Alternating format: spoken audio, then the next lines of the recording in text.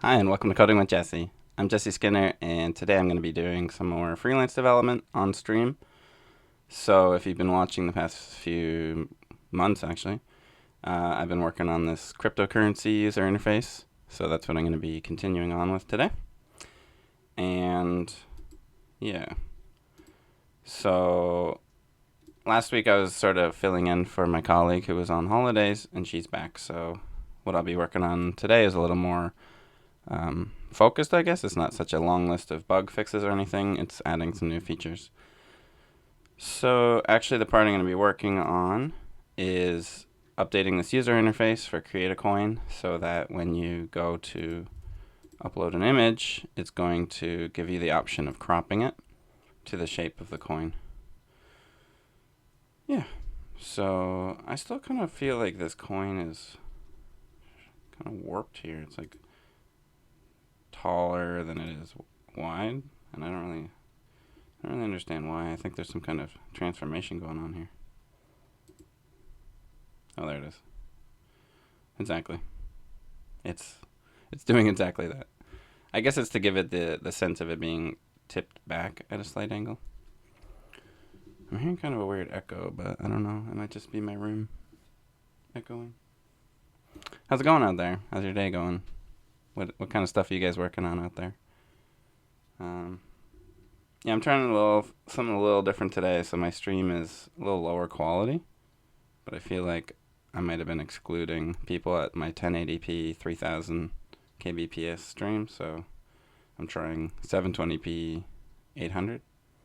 Hey, how's it going, LD LDub? How you doing, LDub? I'm also gonna try to actually drink my tea on stream today, because every single time I do a stream, I make a tea, and then when I'm done, I have a cold tea sitting there. So I'm gonna try to actually drink it today. Um, yeah, we'll see how that goes. So first thing I'm gonna do is just kind of settle in here. I'm gonna. Ooh, I have to pop over for a quick second. Start my VPN. 1 second. I'm doing good, thanks. Thanks, L Dub. Are you? I know you're new to the stream. Are you? At least under that name. Are you a programmer, or would like to be? Let me know. I'll be right back.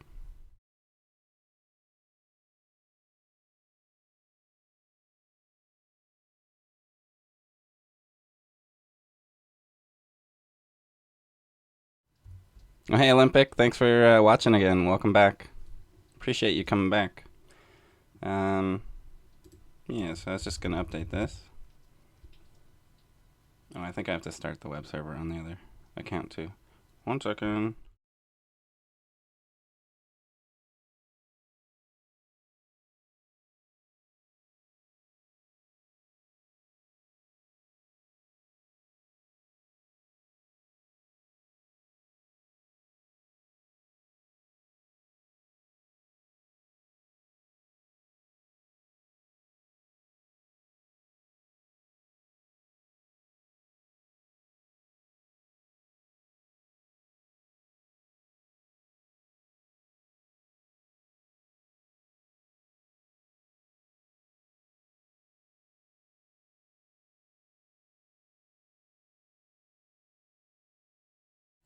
Sorry about that, folks. So I just had to start a web server. Um, I use two accounts on my computer. Like I use a separate one just for streaming, just to like make sure I don't accidentally, I don't know, show something I don't want to show on stream. So some of the code, only the code I want to show on stream is in this account. So I have like a web server that's running that does some of the behind the scenes API stuff. That's all like closed source, because I'm working for a real client right now, and I only have permission to show certain stuff on stream. So that's how I've kind of segregated it. So what I had to do is start up the web server so that I can develop here. Oh, didn't work. Sorry, I'll be right back.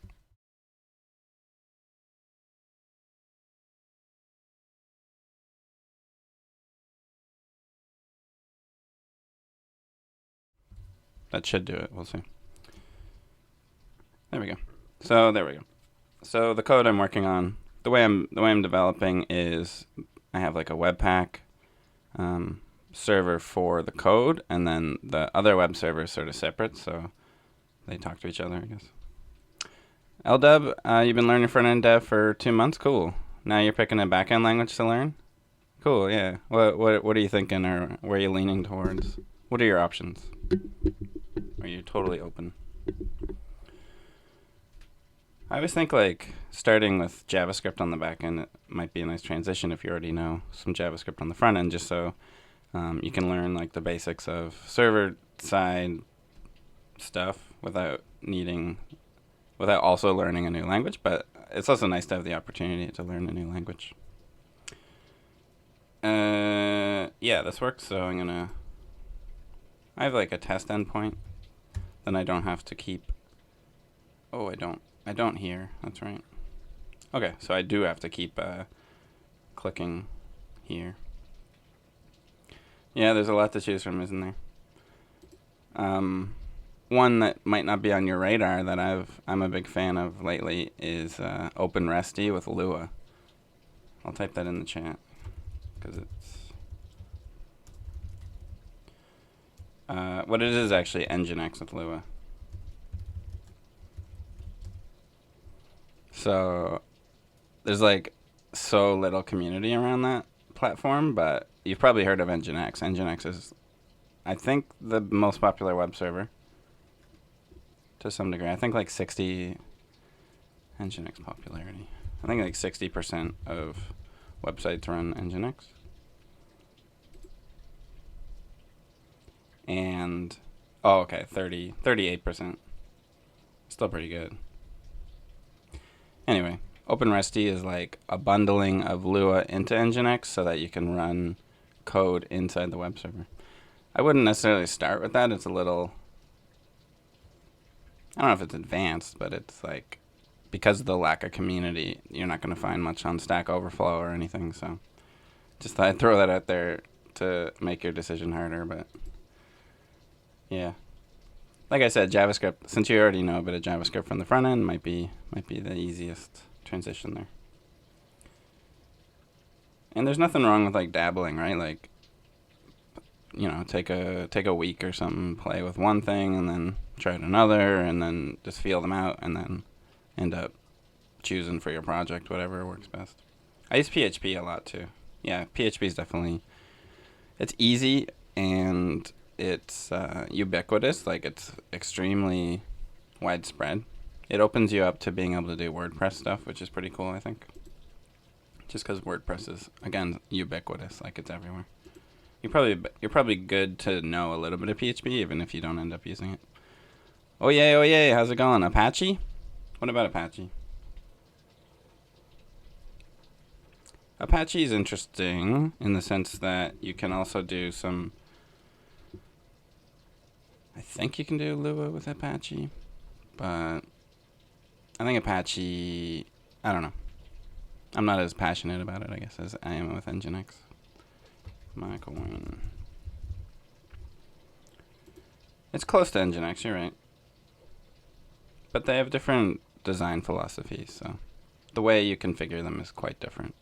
I prefer, like, I knew Apache. I used Apache like exclusively until maybe 2 years ago. So then I was always like wary of Nginx because it's kind of hard to learn. Not really, but like it's a different. There's no htaccess files, so it's a little bit. I wasn't really sure about it, but once you kind of get familiar with it, it's really nice. Yeah. So I have a library that I've developed for this client already that does cropping, but the kind of cropping I want to do here is circular. So I don't think I'm going to reuse so much of that library. I'm going to imitate it, but I think I'm going to kind of do this separately. So I don't have any guidance on what the user interface should look like, but basically, what picture should I upload? Where's all my good fake pictures? Here they are. Basically, in between those two steps, before it shows it here, it should probably have a second modal that's kind of in front that lets you drag a circle around to choose. By default, it'll be like the biggest circle possible to get out of that picture. That's how it works, right? But you'll have the option to zoom in, basically, and have a more specific circle. Yeah. So the library I'm using, so I had developed a library that does that, but what it really does under the hood is just uses this library jcrop. It's probably jQuery based, yeah. So I'm kind of just going to start, I'm just going to integrate that directly, I think, rather than, I might look at the code I had that's using it, but I don't need to use that code directly, because I'm not going to, it's going to be quite different. Let me see if I can get that. I have to be right back again because it's not here, but I'll pull it over so that you can see it. 1 second. Sorry, folks.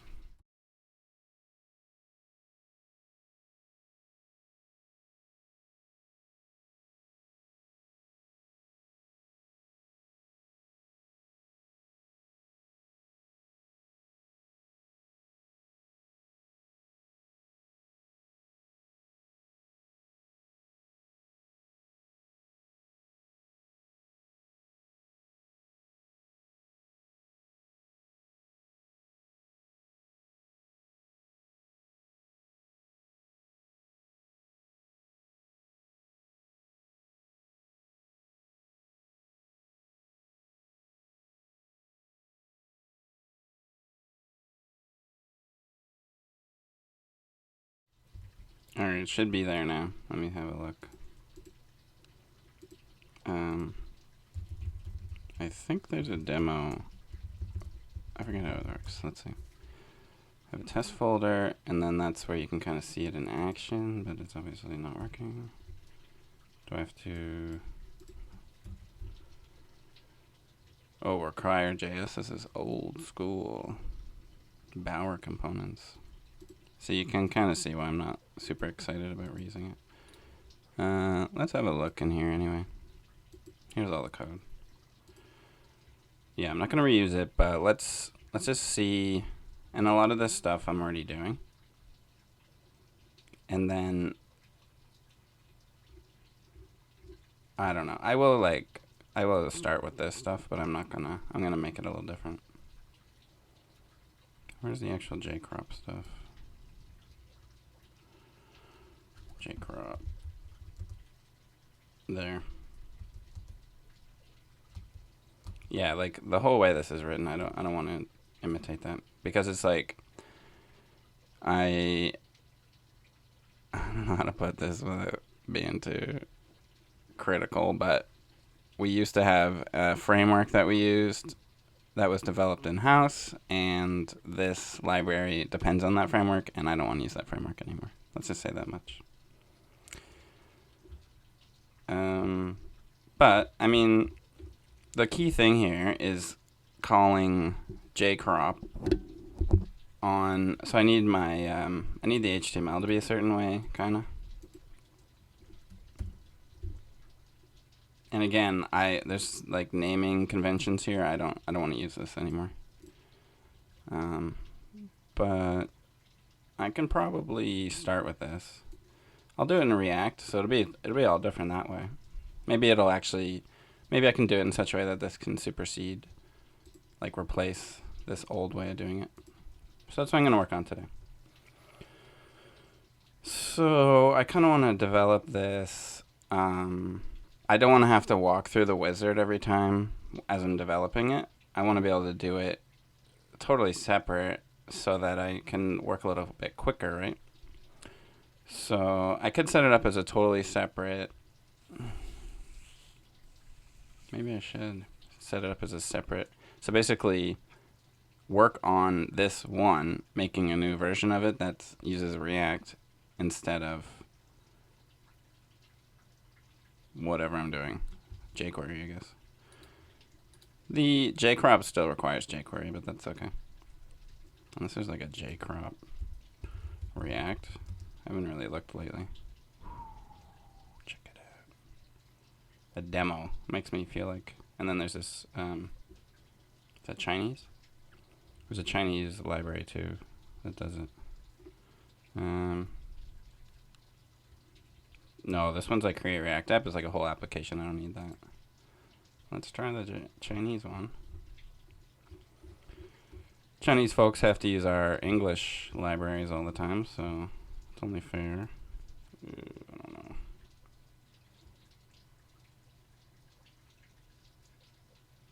I don't know if it's worth it. Let's look at the code.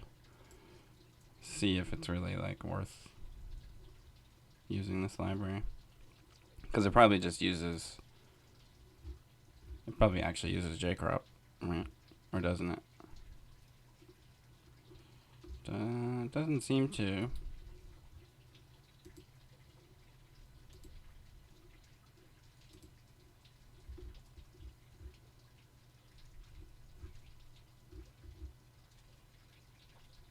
I don't think so. This dot crop. Oh, yeah, it totally is. So since it's already using jcrop under the hood, it's not saving me much. Not really. All it's doing is like being a layer so that I don't have to use jcrop directly. I can use this component, and then it's like, this is what I'd call like a leaky, what do you call it? A leaky interface? Is that the term? Leaky abstraction. It's a leaky abstraction in the sense that all it's doing is it has to know all the possible options for jcrop, and then it passes them through. And why it's leaky is that if the options change in jcrop, this might get stale. Hey, Thanos. Thanos. I remember we talked about that. I keep wanting to say Thanos. How's it going? Thanks for coming back. I appreciate it. So I'm going to work on a image cropping thing today so that you can crop your image as you upload it for the coin. So you can choose what circle to use of your image. Yeah. And I'm thinking this doesn't really... I'm going to develop it separately so that it can stand on its own a little bit. Yeah. I'm just thinking it through right now. But I'm going to open that folder up and we're going to work in this upload crop.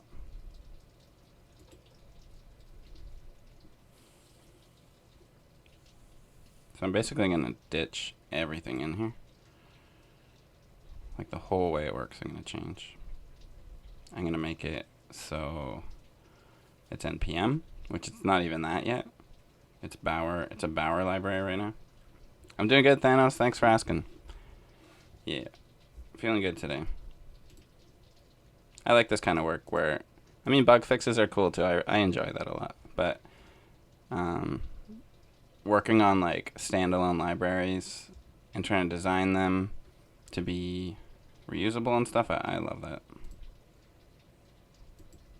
Alright. I hope it's not too bold to rely on React. I hope like 3-4 years from now I'm not like, oh no, this stupid thing's using React. Maybe I don't need to use React. Let's find out. I think I might. I don't know. Let's see. I mean, I'm using React on the website anyway.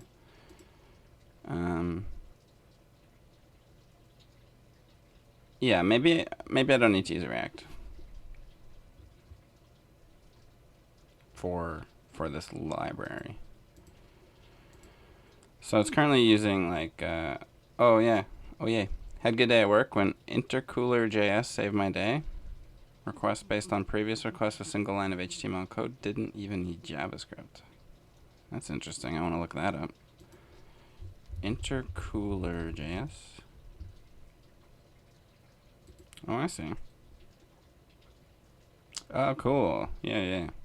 So it kind of uses like an, it reminds me of Angular or Vue. That's pretty neat.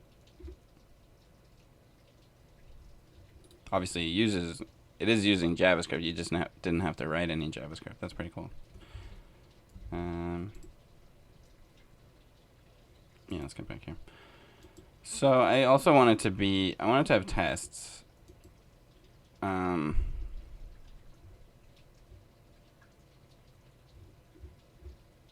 It does have tests. But those tests are relying on this stupid old framework, the so-called libapp. I don't want to use that.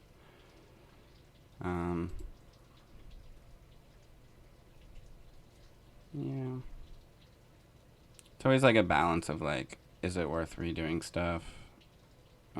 I think I just have to. Like, this is not in our project, and I don't want it to be, and I don't want this thing to be the reason we had to bring that back into this project. Then I have a demo, right? Oh, that's what I didn't go to. It's like /demo. You can't see it though. So let's try that. Choose file, and then it'll pop up a modal. Or not.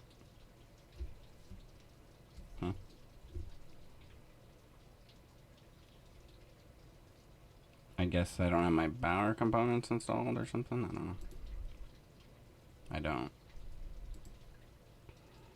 yet. Does Bower still exist? Can you run like Bower? I don't think I have it installed. Yeah, it's no bother. npm init. Upload crop. Yep. Version. I didn't even have versions before. No, there's gotta be. Hold up. Get tag. Yeah, I got versions. So we're gonna make version 2. Make sense?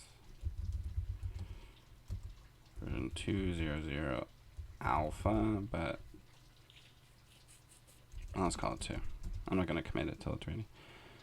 I'll just use the same thing here. And the user interface for cropping images before upload. Now I talked about how I need, the whole point is that I'm going to be doing a circle cropping here with like a fixed equal width height. So it'll be, I'll need to add that feature in as I'm doing this. Or I can start with that being the only way to do it, but ideally it'll work with, I don't know what I'm trying to say right now.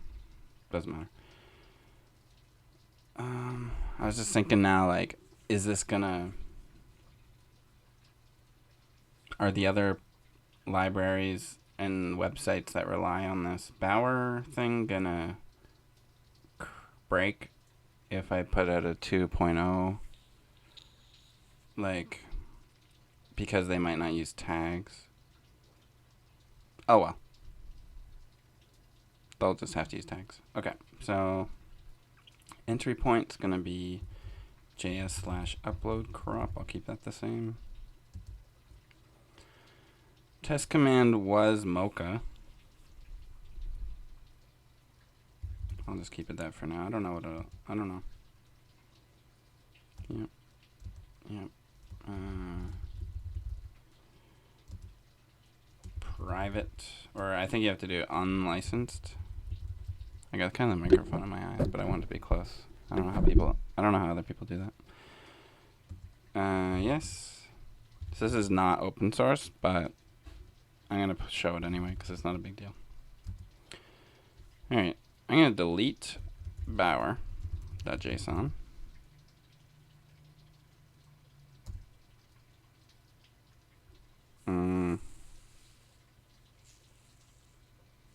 I'm just thinking there's CSS that needs, well, you know what, maybe that's what's sort of different here is I don't necessarily need to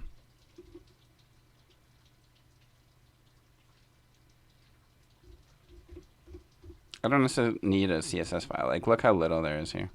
So I could actually just set it with JavaScript, this stuff. And then now there's this HTML template that again, I could put it into the JavaScript. So what I'm going to need to do is definitely install jcrop.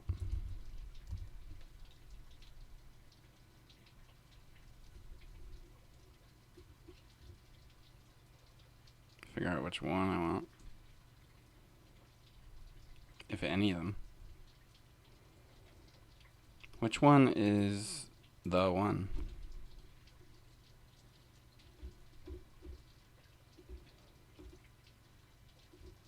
How's it looking out there, guys? I switched my resolution to be a little smaller today. So it's 720p with only 800 kbps, but I thought it would make it a little more accessible to people with crappier internet, you know. Seems okay. Oh, my tea, almost forgot. So for those of you who came in a little later, my challenge today is actually to drink my tea and not have a full cold tea waiting for me after stream.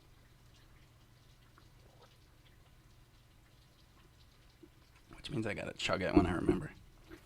It's already getting cold. Has only been, what, 20 minutes, half an hour? Have I just been staring at this thing for half an hour? I wonder if there's even a way to do circle. Probably not. So J-crop might not even work that well for me.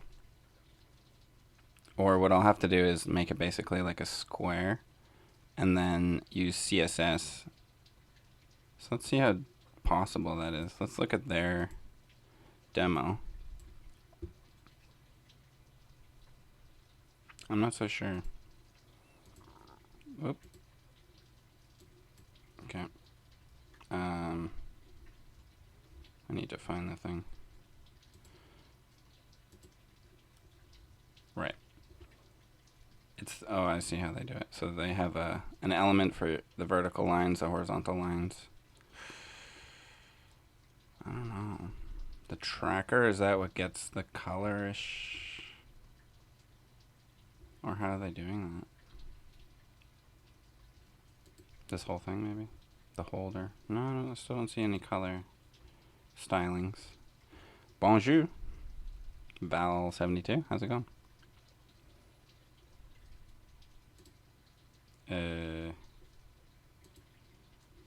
Is it like darkening the rest somehow? Is that how it's doing that? I don't know. Yeah, there's a handle. There's all this stuff. Yeah, let's just see. What if I start adding stupid extra things? Background red. Nope. Do I speak French? Un peu. I'm Canadian, so I had to learn a bit in school. But I've probably already said almost everything I know. The only thing I remember is Je suis un petit garçon. And I don't think I can say that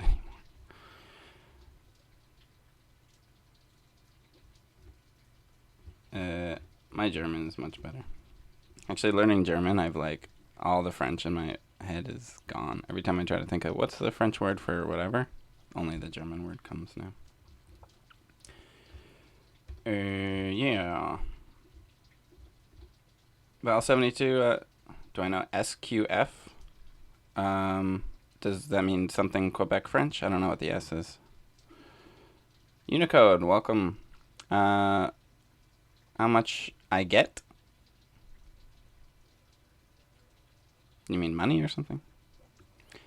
How much I learn it? I'm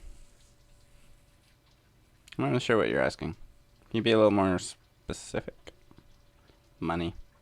I'm not going to talk about specifics with money. I charge an hourly rate, I'll say that much. XCX00. Let me try that again. No, I don't know how to pronounce your name. Is it pronounceable? Hey, how's it going? X. Can I call you X? Quick Draw, welcome. How you doing? Unicode, I don't understand your second question though. How much I learn it? XCX? Cool, I'll call you that. Just almost rolls off the tongue.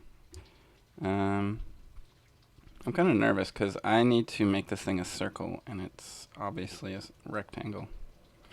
Do I have experience with Google Maps? Yes, I do. Actually, I have something I need to do with Google Maps soon.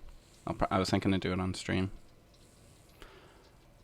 Decent programmer can charge $200 to $250 US an hour. That is very possible. That is not what I charge.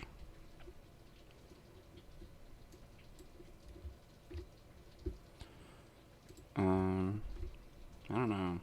I don't know how they're doing this. Let me see if J-crop. I could do like a square. And then like, because it's it's gonna cut a circle out of the square, but I could still like, if necessary, it doesn't have to be a circle. It could be a square, and then just you have to understand that it's gonna cut the corners off. J-crop circle. Oh, cool. Guess it's very area related. Some countries and areas in that country programmers are in high demand. Yeah, exactly. I'm sure for like a contractor in San Francisco that's highly specialized in something like, I don't know, machine learning, probably can charge more than that. Have this problem. Want to display custom markers on our map? Yeah. What we did was use overlay view for each marker. Can't you use I forget the lingo for Google Maps, but it's like pointer or pin or something like that, or marker. I guess they're called markers, aren't they? And then I've done that where it's not that hard. You specify an image for the marker, and yeah, like that. Thanks for following QuickDraw. WebGL or Canvas? How custom are those markers? Would an image work, or is it something that you're drawing? Like, how complicated are they? Started attending a 5-month programming course. Cool. Sounds like fun. So in person and stuff, eh? That's neat. Is it like a day a week kind of thing, or is it full time? Oh, someone figured it out. It's easy. Is that all there is to it? Oh, div. So it affects all of them. I wonder. 5 days a week, 6 hours a day? That's pretty intense. Not really, like, that's good. That's a good amount. This is kind of as much as you'd want to do. That is intense. It's more, I think, when I was in university, I had like 15 or 20 hours a week of class. So that's like 30. That's pretty intense. But I'm glad you're loving it. That's awesome. What kind of stuff have you been doing so far? I guess it just started.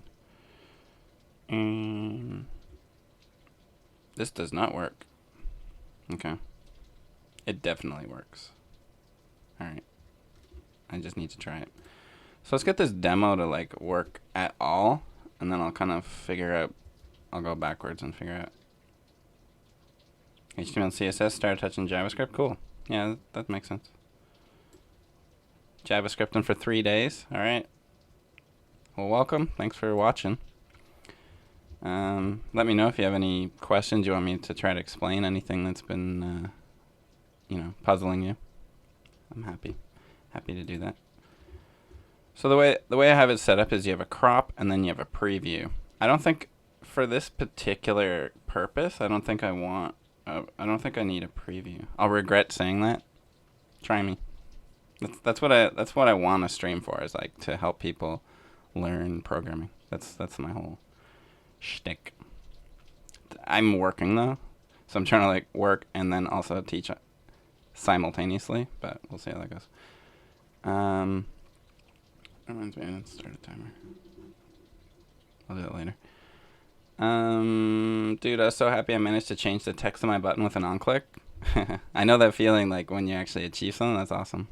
So proud. Well, I'm proud of you too. That's awesome. Hey, it's just a start, right? Once you can like know that you can change something, you know that you can change anything. It's pretty powerful. That's exciting. I'm like getting goosebumps right now. How many markers are you adding? No, I never saw performance issues either. It sounds like he's doing something, or he or she is doing something a little bit with the overlay view. That's like an overlay instead of a marker, I think. I'm not really sure. Or is it... Oh, I see. You have a marker on the overlay. It might be the overlays that are slowing it down. I'm not really sure. I need to install JCrop. So let's figure out how to do that. This is an old school he, she equals they. Yeah. I should just say they. Thanks for the tip, Drew. It's a stupid mental thing, to just default to guessing. I did try my skills on loops. We haven't gotten to that yet, but I wanted to try, and after 30 plus browser crashes. Yeah, infinite loops will crash the browser, that's true. Try to make your loops not so infinite. Sadly, at my school, Java was main thing. C#, yeah. Databases. And now mainly PHP. Yeah, I mostly did Java in school as well. We didn't do any web stuff at university. This is like I went to school 99 through 2003, so it's not like the web wasn't there. It just wasn't taken seriously. It wasn't considered a programming platform because JavaScript wasn't really mature. Like there wasn't Ajax yet, so it was not that much you could do in the browser.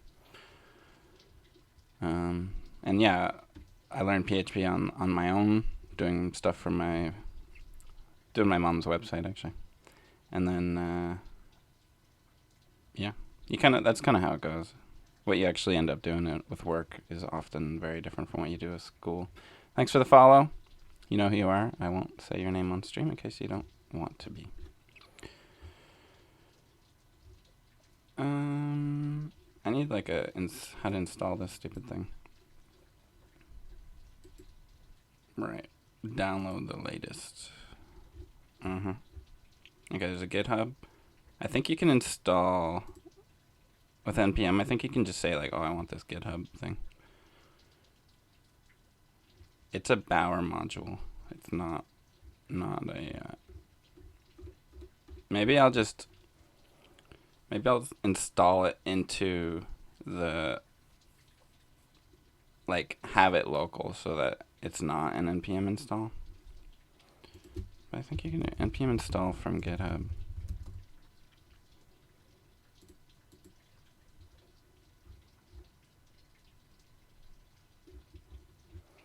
Sorry, chat. Can you have a button, say as a login button, and upon clicking it, the button will disappear and show a P or A, for example, with a login name? Absolutely. Yep. So hide the button tag and show text in its very place, or change the tag and turn it into a P upon on-click.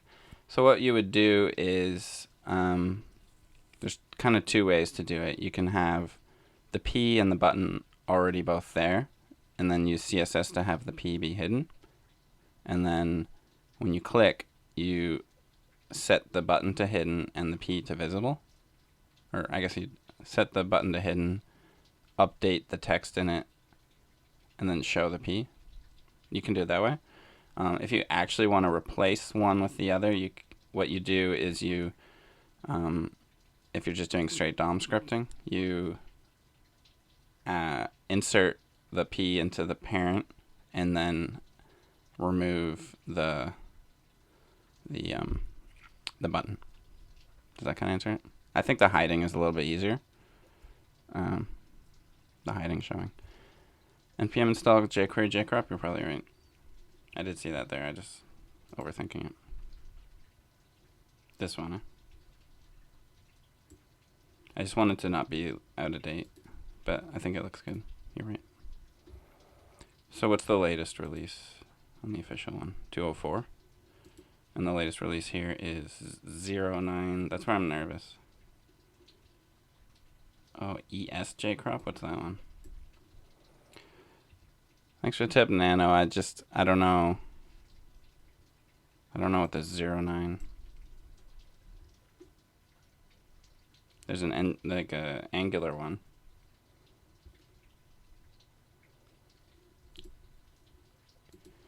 Maybe ESJCrop. Let's see what that is.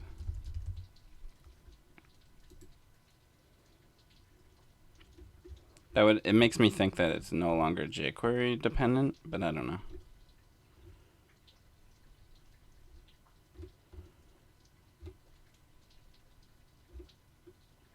It's kind of like pretending to be the other one almost. Was that a new NPM website? Oh, interesting.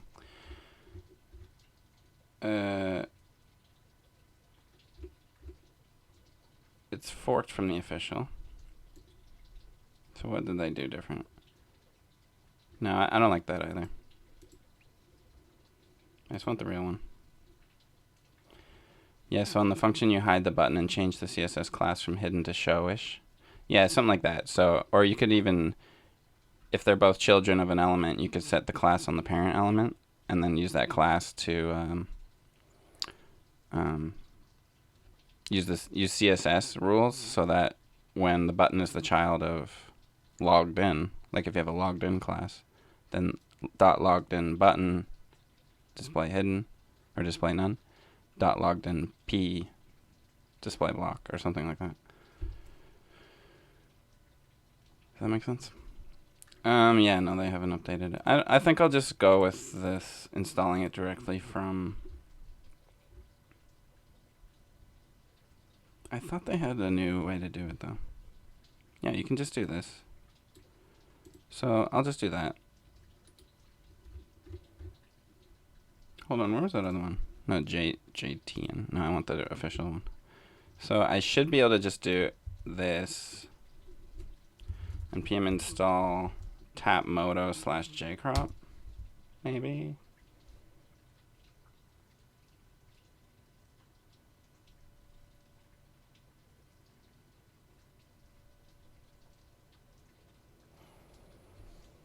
Oh yeah.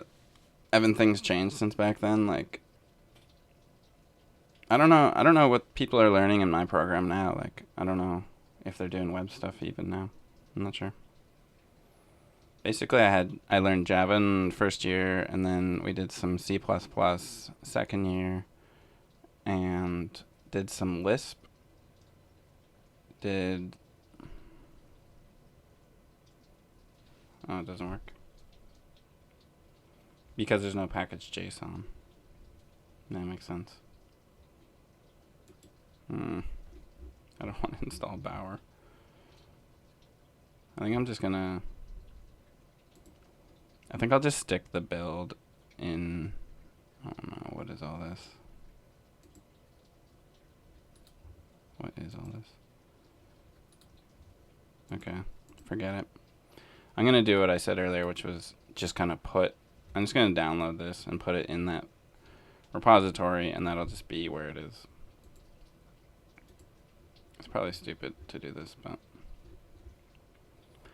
I've spent too much time trying to install it already.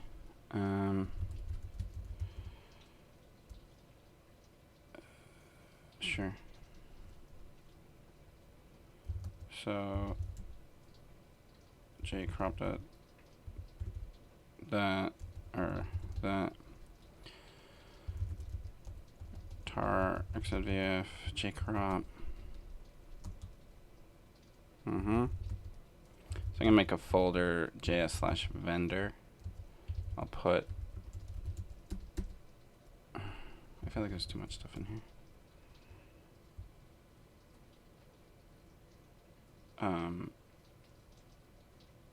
All of it to JS vendor. Bower install as latest version? Yeah, I don't want to use Bower though.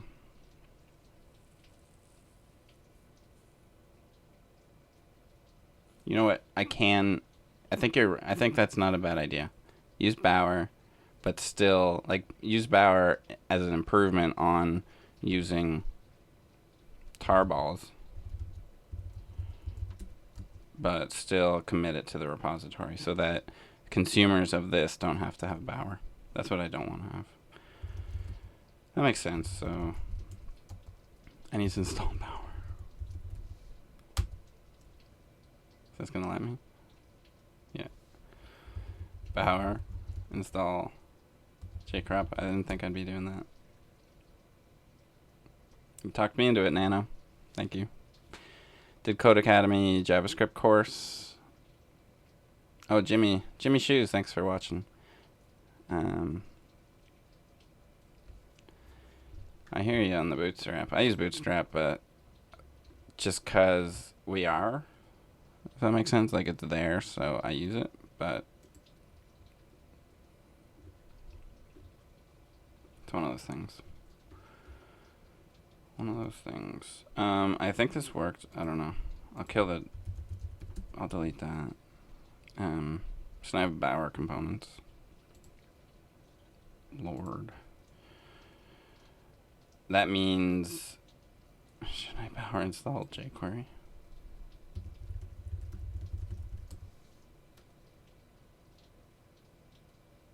Bower locally and move required dependencies to project folder. Yeah, I could do that. That's an idea. I think I'll probably just leave it in the structure just so, you know, I don't have to think about it too much. But, I mean, you're probably right. I could just copy that file in. I think my demo might work now. No, I need to install Bootstrap. That needs to be uppercase J. Is that why? Hello. How's it going? Nepotus? Is that how you say it? How you doing?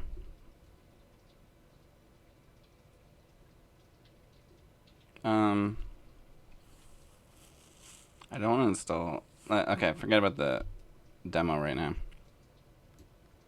In fact, forget it. I don't need jQuery because it's in there. And I'd only need it for, like, testing.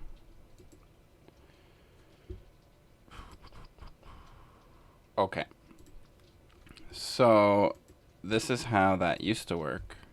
I'm going to get rid of that. We're going to use ES6. What React is and why people use it. Yeah, I guess basically it's a way of doing templating. So, if you're familiar with templates in any other sense, it's just a different approach to templates where they're a little bit more alive, and it's easier to re-render without, like if you're using a text template like Mustache.js or whatever, then you kind of have to blow away all the DOM and basically reset everything using a big string within our HTML or something. The React approach makes it easier to like update with data and then have it all the data go into place. Yeah, there's a way to do it. There's a library I think is cool, lit.html, which is more closely in between. So it's still like a text template, but also has the functionality of being able to dynamically update it. I haven't used that yet, but I just wanted to mention it. Thanks for the follow, Nano.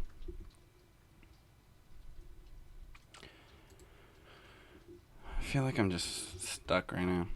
Okay, let's get this going. See, the way this old thing worked is with a lot of jQuery events that would fire.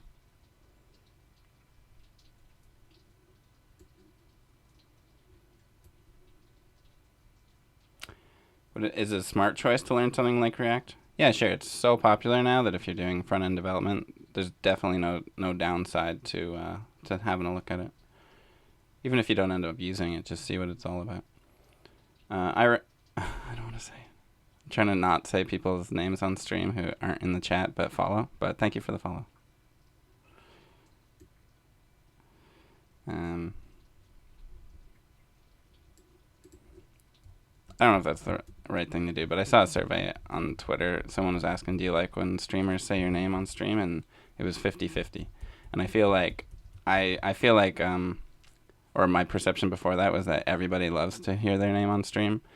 But I can understand, like, if you're lurking. The first time I followed someone on Twitch, I was lurking. And I just was like, oh, cool, I'll click this heart. And then, 5-10 seconds later, my name was read out on stream, and I was just like, what? Like, it felt like I was doing something private that was suddenly public. So maybe that's why I'm not necessarily going to do that. I'm going to try importing Bower components jcrop JS jcrop. And I'm going to assume that jQuery is already there. And basically, I'm going to leave it to whoever to get jQuery loaded. Resident Lurker, iRinger, thank you. Feel free to lurk. I don't mind it at all. I love chatting too, but more the merrier lurking. Test website looks good on Chrome, but bad on Edge. I think the internet is like that. I think the internet looks good on Chrome, but bad on Edge. Pick one from React, Vue, or Angular, and you're good to go. Yeah, for specializing, I'd say so, but just like a cursory overview, I'd say look at all of them. Like, spend a couple hours just looking at each of them and get a sense of what they are and how they're different. There's no harm in that. As for like digging in, like doing a course or something like that, you might as well pick one and go deep in it. But I'd say get familiar with what they are so that you can at least have a conversation with people who are using different stuff and have a sense of what they're like. Nano, this is super old code. I'm updating this right now I'm basically rewriting it. I'm going to try.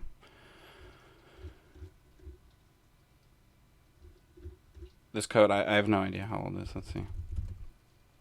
Last update was in 2015. 2.5 years ago. And the first was also 2014. Or 2014. So yeah, this is like a 3 or 4 year old library. I wrote. Let's say I'm making interaction heavy apps. Something like Spreadsheet. Is React any good? Yeah, it could be. It could be quite good for that. I've used a spreadsheet library. I forget what it is now though. I guess it was jQuery based. Something like that I might want to look around and see if you can find like a React spreadsheet library as a starting point, because it seems like there's a lot of little things that would take a lot of time to perfect that probably someone else has already done. It's always a balance with that kind of thing. Write it from scratch or what? Bad experience with jQuery? Don't doubt that. jQuery is awesome, or it was awesome. I think jQuery gets a lot of hate on, but it changed things. Before jQuery, things were so bad. Browsers have basically integrated jQuery into there's Query Selector now, and it's named after jQuery. Stuff like that. Oh, I know what you mean about not wasting time. I'm going to make a prediction that 10 years from now, nobody will use React, Vue, or Angular. So that's just how it goes. Just learn JavaScript and then think of those things. Don't think of those things as languages that you need to learn. They are libraries. You're learning JavaScript and the web platform. Those libraries might help you be more productive on the web platform, but I wouldn't peg yourself down as like I'm a React developer, I'm a Vue developer, whatever. I use React, so I am a React developer. I don't use Vue, so I'm not a Vue developer, but I'm a JavaScript developer. That's what I do. Everything vanilla. Yeah, if you can do everything in vanilla, then React's cool because it'll save you time, but it's not like you have to. Like this thing, I'm not going to do this in React because I don't want people to have to use React to use this thing. That said, let me actually get to work here. Sorry, folks. Gotta do stuff. I want to get the demo kind of working, and then... So most of these should be fine. The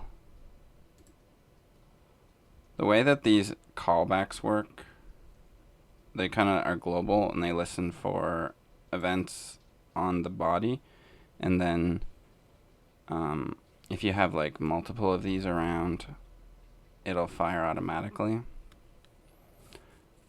So what's the current project? It's this cryptocurrency user interface. So you can design your coin and you can upload an image into it. Now, right now, I just make the circle. I just try to fill the circle with the image.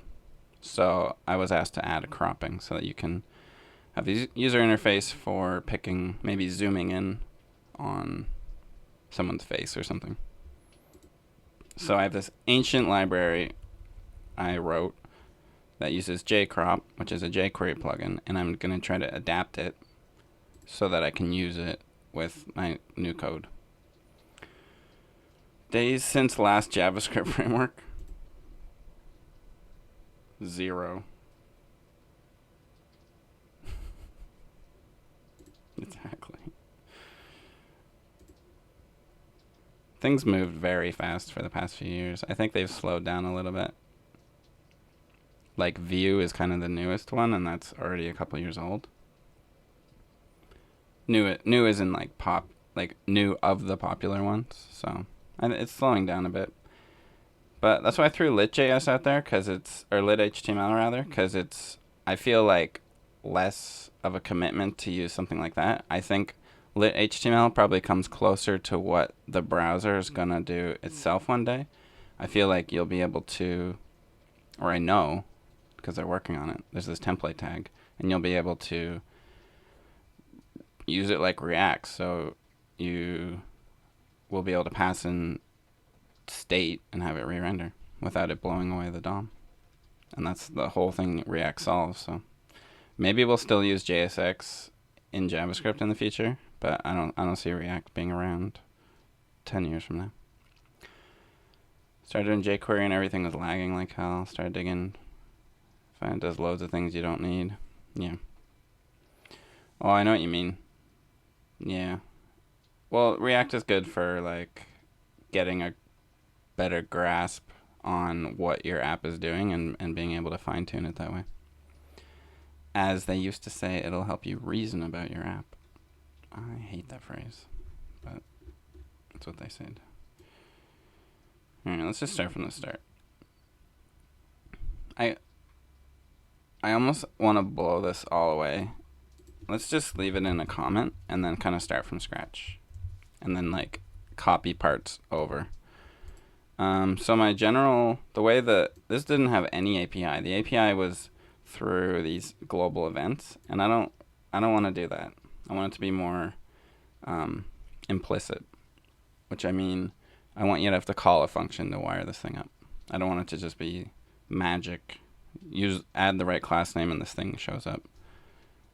I want it to be a little more specific so that I can have options and not use the DOM because that's how this actually works, is you have to set like data attributes on an element and it looks at them and then figures out. I just don't want to do it that way. Maybe I'll use lit.html. Maybe I don't even need to. Maybe I'll just use... Yeah, so how about... I'm going to make a function. Thanks for the follow, net booties. Oh, you're wondering about the performance with React? I'd say that if you keep your components stateless for the most part, you'll be fine. I'd say the complexity arises when you have a lot of stateful components that are all loading data, and then you want to try to like manage that data. That's tricky. So trying to keep your user interface stateless and then have your state management at a higher level, either through something like Redux or just through React components that are at a higher level that are that their job is to keep track of state, stuff like that. You're going to have that problem no matter what. There's no framework that's going to save you from the risk of having too complex code. That's just the nature of programming. So I'm going to export default a function that's going to take in options, and it'll return. So I can have it we'll call it upload crop. So I can have it where you pass in like a root and have it wired up. Basically, I want it to attach to a file upload input. So I could even make that like, maybe you don't have to have options, but you do have to have an input. So let's do that. You made your button and P disappear. Cool. That's a start. You feel like a noob. Noobs are very much welcome. Do not feel bad that you're a noob. We're all noobs. I mean, you'll never be like, oh, I know everything now. I'm an expert now. Like, I don't know. This whole stream, I'm just like scratching my head. Like, and I'm working with code I wrote, libraries I've used for years, and I'm still like, I don't know what I'm doing. That's just how it goes. The life of a programmer. And yeah, things never work on the first try. That's really important to learn. Yeah, I that's what I want to like focus on too, is like trying to, there's like a message I want to try to communicate to people that are learning programming, that you're just in a constant state of failure. Like, you have to get used to it, because I think a lot of people, it spooks a lot of people who get into it. Like, I used to teach at a college and stuff, so I've worked and I've ran a few workshops, stuff like that. So I just know people who are starting out often are like, it's not for me. I can't figure it out. It never works for me. Stuff like that. And I think people are just used to like being able to at least have things kind of work. Like, I don't know, like let's say you play a video game, like once you know how to beat level 1, you can go through it pretty quick. Programming's not necessarily like that, because even if you're doing something you've done 100 times, you make typos or whatever, or you forget something. Like, it's just impossible to be perfect. But it's this process of iteration. It's like, it starts out broken, and then I think Revisualize states it pretty well. Do you think a baby felt like a noob when it fell down learning to walk? Nope. They just keep trying. Just like a baby trying to learn how to walk, you'll get better over time. You just have to put in the time and work. If you stay stagnant, you won't grow. To enjoy the growth is to enjoy the struggle. Absolutely. Well put, Revisualize. You're always, like, you should always be learning something new. Because if you stop learning stuff and you're just like, everything I know is all I need to know, then, I mean, not to scare you, but you'll fall behind, because the industry is moving forward too. So you kind of have to at least know what other people are up to and stuff like that. Have I ever had to do something with many-to-many relationships in JavaScript? You're talking about data structures? Many-to-many. I can't think of an example where I had to do that, but I'm sure somewhere.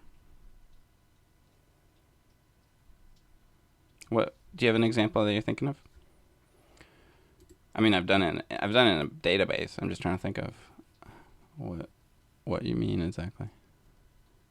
So what I'm going to do is basically copy my on init.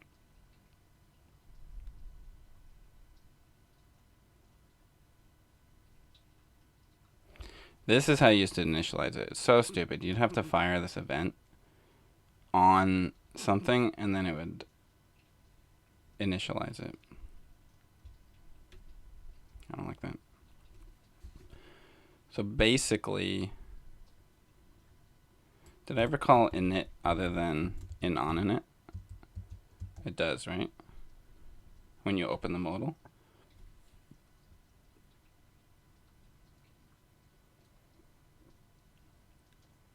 I'm trying to figure out why. What scenario this is that you're opening a modal.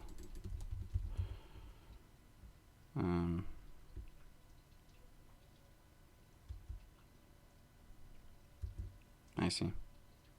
On file. Oh, okay. So you didn't. So it like initializes maybe lazily, like you can explicitly initialize it, or you can just wait till the change event on the file. All right. Let's do it as the on change. which itself does on file. I'm gonna get rid of the comment. I'm gonna end up using more of this than I thought. I'm gonna comment this out because I don't want that at all. Template cache, I don't need that. I don't know what was using that. I'm not using. Yeah, there's like a cache for React.js. No, I don't need that at all. Load modal template, no. I'm just gonna put the string in the JavaScript, I think. Oh, it's because you could like customize it before.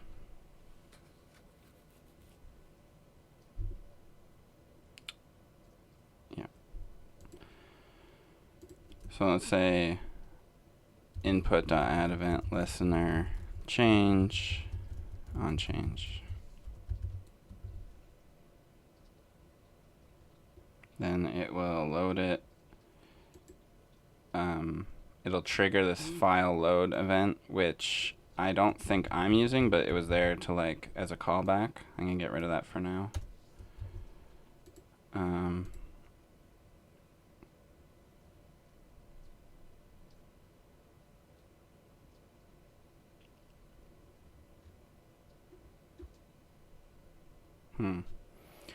I'm thinking I might need to put some of these back, but for now,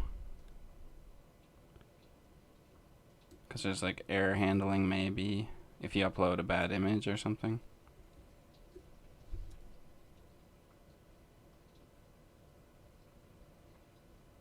I'm just rethinking all the mechanisms here. So, also I'm trying to think of how to design it, how to have the options. So what I could do is like have these in with a closure. I think I'll start with that. But some of them, or a lot of them, won't need access to the options. But if I want to do something like options.onError,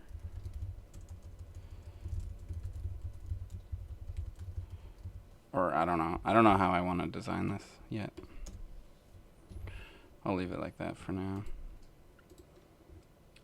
So then when it opens the modal, it is assuming a bootstrap modal. I think I'm still okay depending on bootstrap, but yeah. Yeah, let's just do that. Let's just depend on bootstrap. So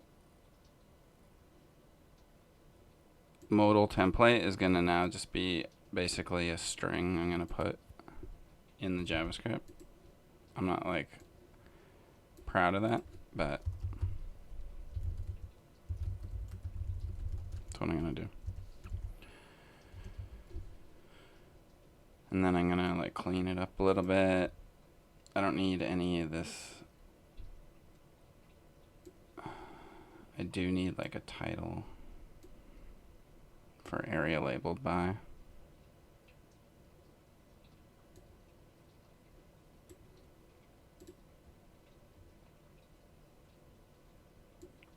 But I don't have to have the app widgets in there. I'll take that out of everywhere.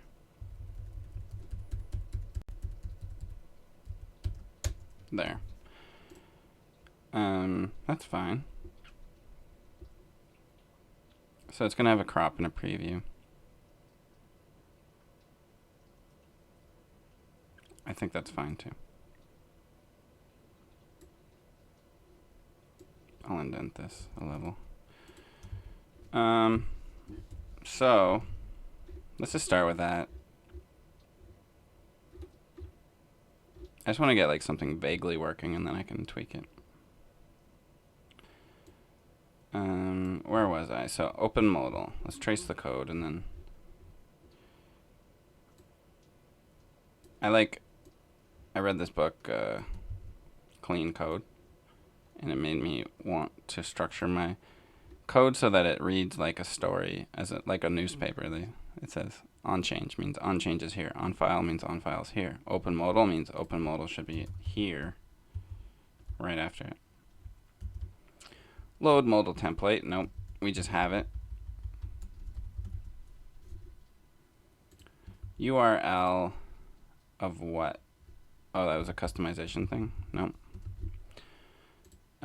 So we're gonna render with cool jQuery, because,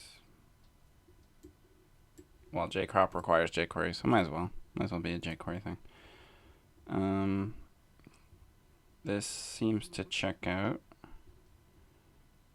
Then it calls a knit, so a knit should be next.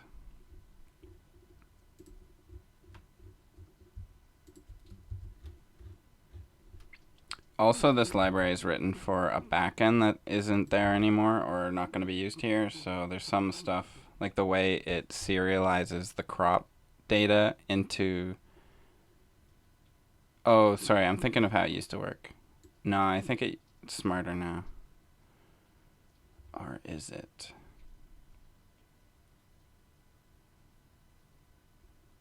No, it's not smarter.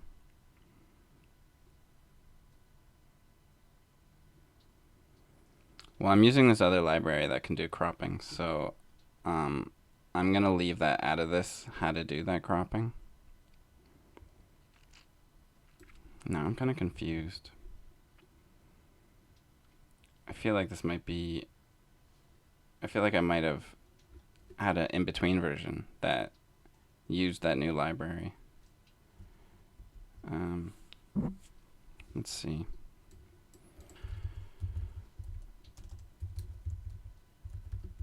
What version is in here?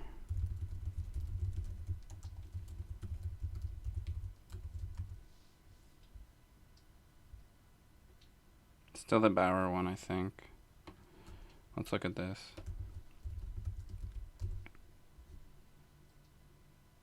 Yeah, it's just a proxy for it.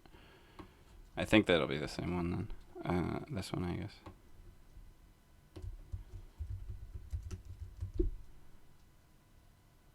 Yeah, it's the same one. Where else would I have done it? Let's look here. So what am I working on? You just wrote that. Okay. I'm working on a cryptocurrency user interface. So you can customize how your coin looks. You can upload a picture. And I'm adding a feature where when you upload the picture, you can crop it. So it'll bring up another modal where you'll be able to draw a circle or square and then choose. So if it's like a picture of people, you could like zoom in on the faces, for example. So I'm trying to adapt. Like, I have code that does that I've used with this client before, but it's really old, so I'm trying to adapt it so it's more usable. Which operating system is this? It's Arch Linux, and I'm using i3 as my window manager.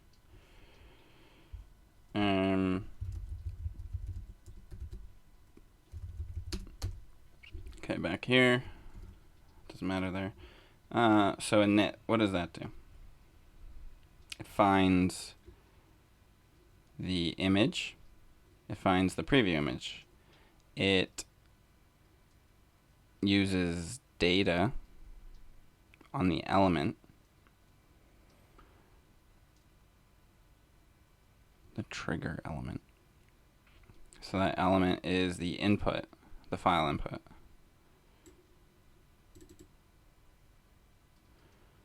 Yeah. Why don't I call it input then? I call it input in the other one, so might as well keep it similar. Then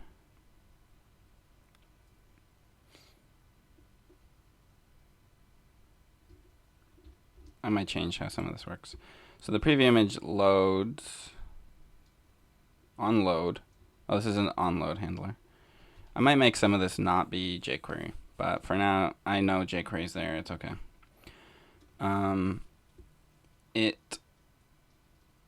Then it sets the source to the same whatever you uploaded. Then it creates a new image. When it loads, that's when we find out the width, the original width, and we set that in data. That could happen. It might as well happen on one of these. I wonder why it doesn't. Modal inside modal, meme time. Yeah, it's like modalception.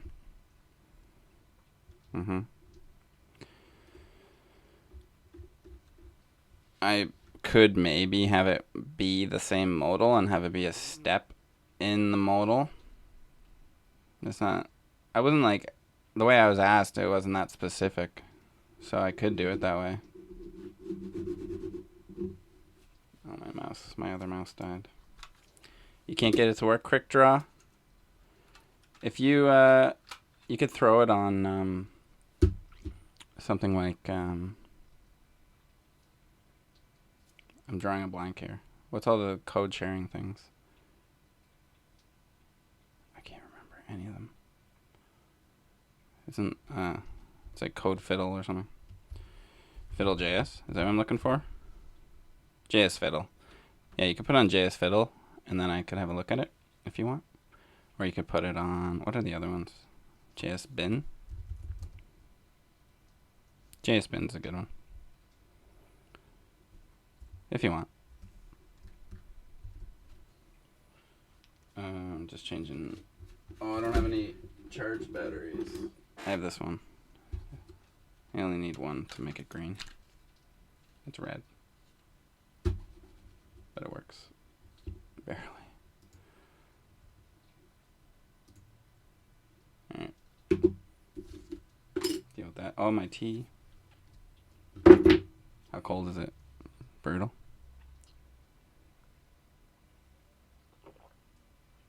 It's not Inception, it's Recursion. Quick Draw. That's alright too. Don't worry about it.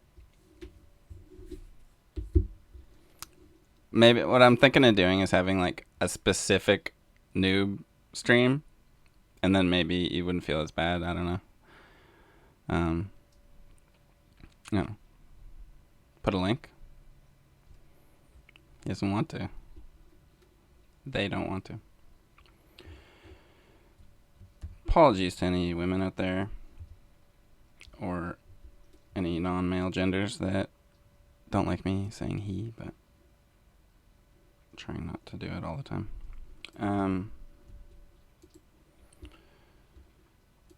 So let me just walk to this again, or continue walking through it. So this is all load handler. I feel like I don't want it. I know why it's there.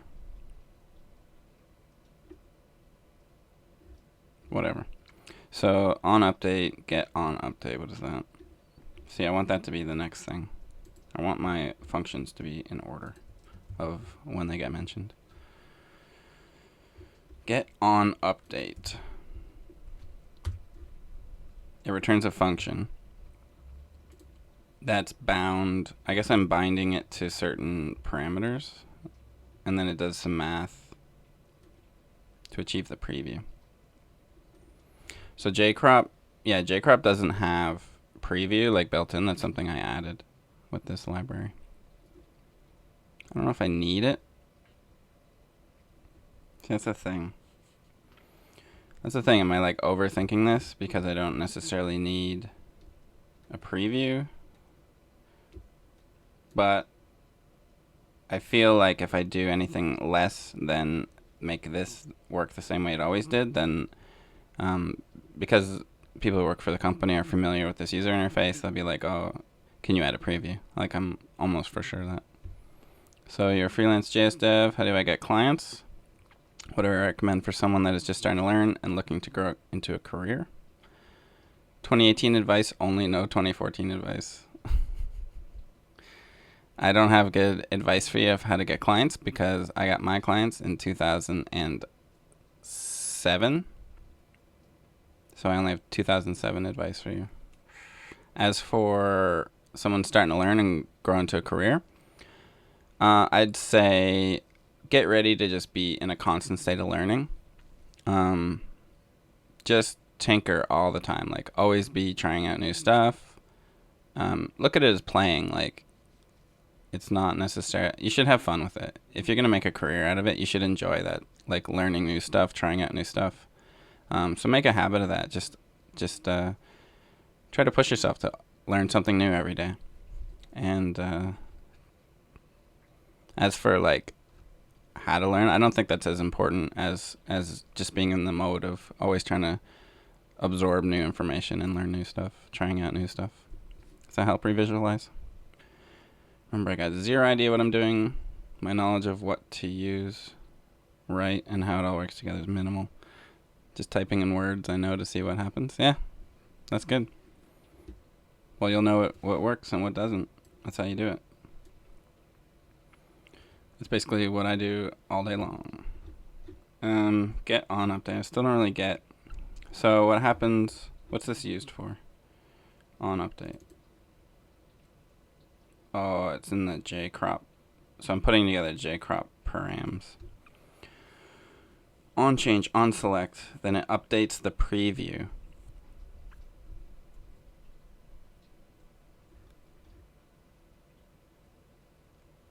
No 2014 advice, because see all these people make videos of how they got into tech 4 years ago.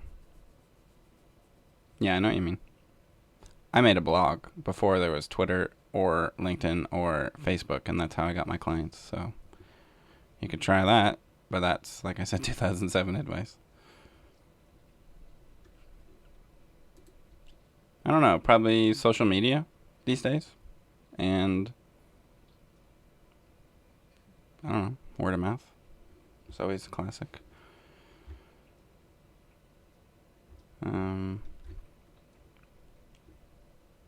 If you're really just starting out, I'd say keep an ear out for family members that want help with websites, because like I made a website for my mom and for my dad. There was like 2 of the first ones I ever did.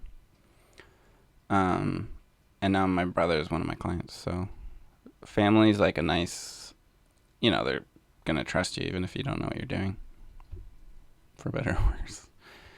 But just to get your feet wet, I think just keep your ears out for friends and family that want help with stuff.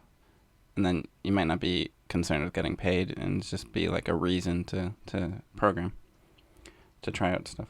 I'm going to assume this all works because it's just some math that is, yeah.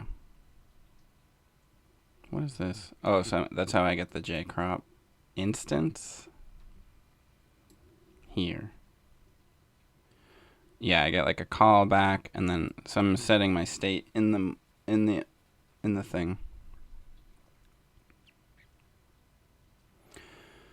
Then it calls this, which I don't think I'm using internally.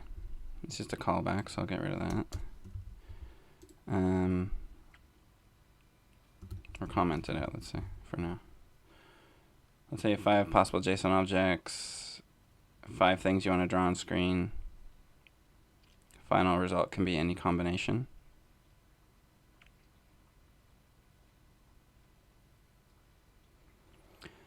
I guess you'd have like lists for the 2 lists, and then is it like random? Nepotus? It's methantos. It's methantos? My future, but still I don't know any of these, yeah. Your future is developing, is that it? Are you learning programming? Is that what you mean? On cancel. I think it just it does a callback too, and then it I don't see it closing the modal.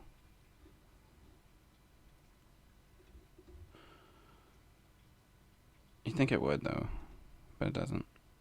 Oh, maybe it does through its attributes. On crop, then there's a ton of stuff. It fills in widths and heights if needed into the form, but we're not doing that at all anymore. I'm not worried about that scenario. To client question, at least in design, I can trace all my clients to first 2. Yeah, that's true. Sorry, I've missed your question. I was asking if the combinations are random, or is the user selecting from the 1, 2, 3s and the ABCs, or what?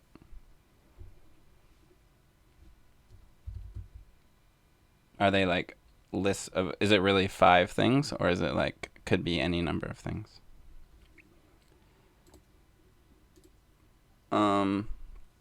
So it's gonna have to call some kind of callback here with the bounds, which then get used by whatever to do the cropping. Watching tutorials on YouTube? Sure. Sure, why not? Whatever works for you, like the best thing to do, like beyond anything, is just trying stuff out. So if you're watching tutorials on YouTube and you have an editor open and you're like trying out code, pausing the video and then playing with it yourself, that'll help. If you're just like sitting on the couch watching YouTube video after YouTube video, it's gonna flesh out your awareness of the domain. Like you'll know what's possible and like get some lingo and stuff. But like I do that. I watch conference talks a lot. That's how I learn about new features, new browser stuff, new libraries. That's a lot of what I do. But then if something's like really cool that I'm into, then I'll go get my laptop and like actually try it out. Trying something. It depends on content user enters, not choice. Then I would just have them as kind of like lists, and then once you know which items from those lists you want, you can like loop over the list to set some variables for your, which number and which letter you want in your number letter example. Does that kind of make sense? Trying something like this from W3 School. Toggle both things to hidden and just toggle the paragraph to hide show. Let's see.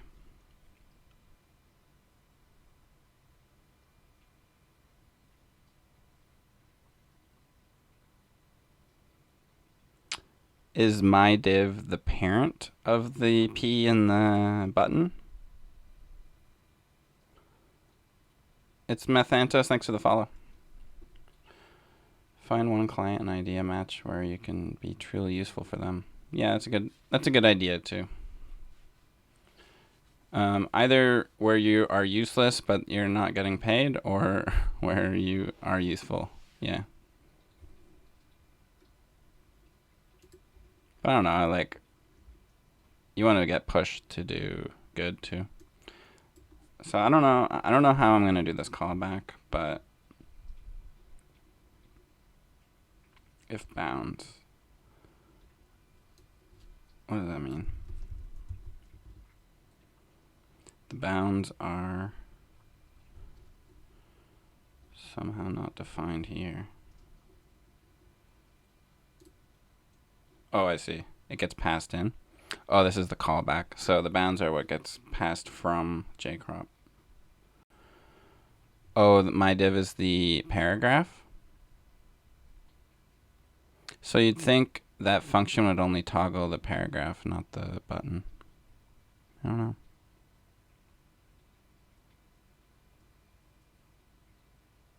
Oh, I see. You must have other code that's toggling the button. You're not here, so I'll stop talking about it. Okay. So I guess what this means is if you don't draw a shape, there won't be bounds. So it'll end up with this callback. On a init, I don't think I need to worry about that one at all, because I was only getting called from this event, so it's like not really necessary. Oh, you're still here. Okay. Yeah, go ahead.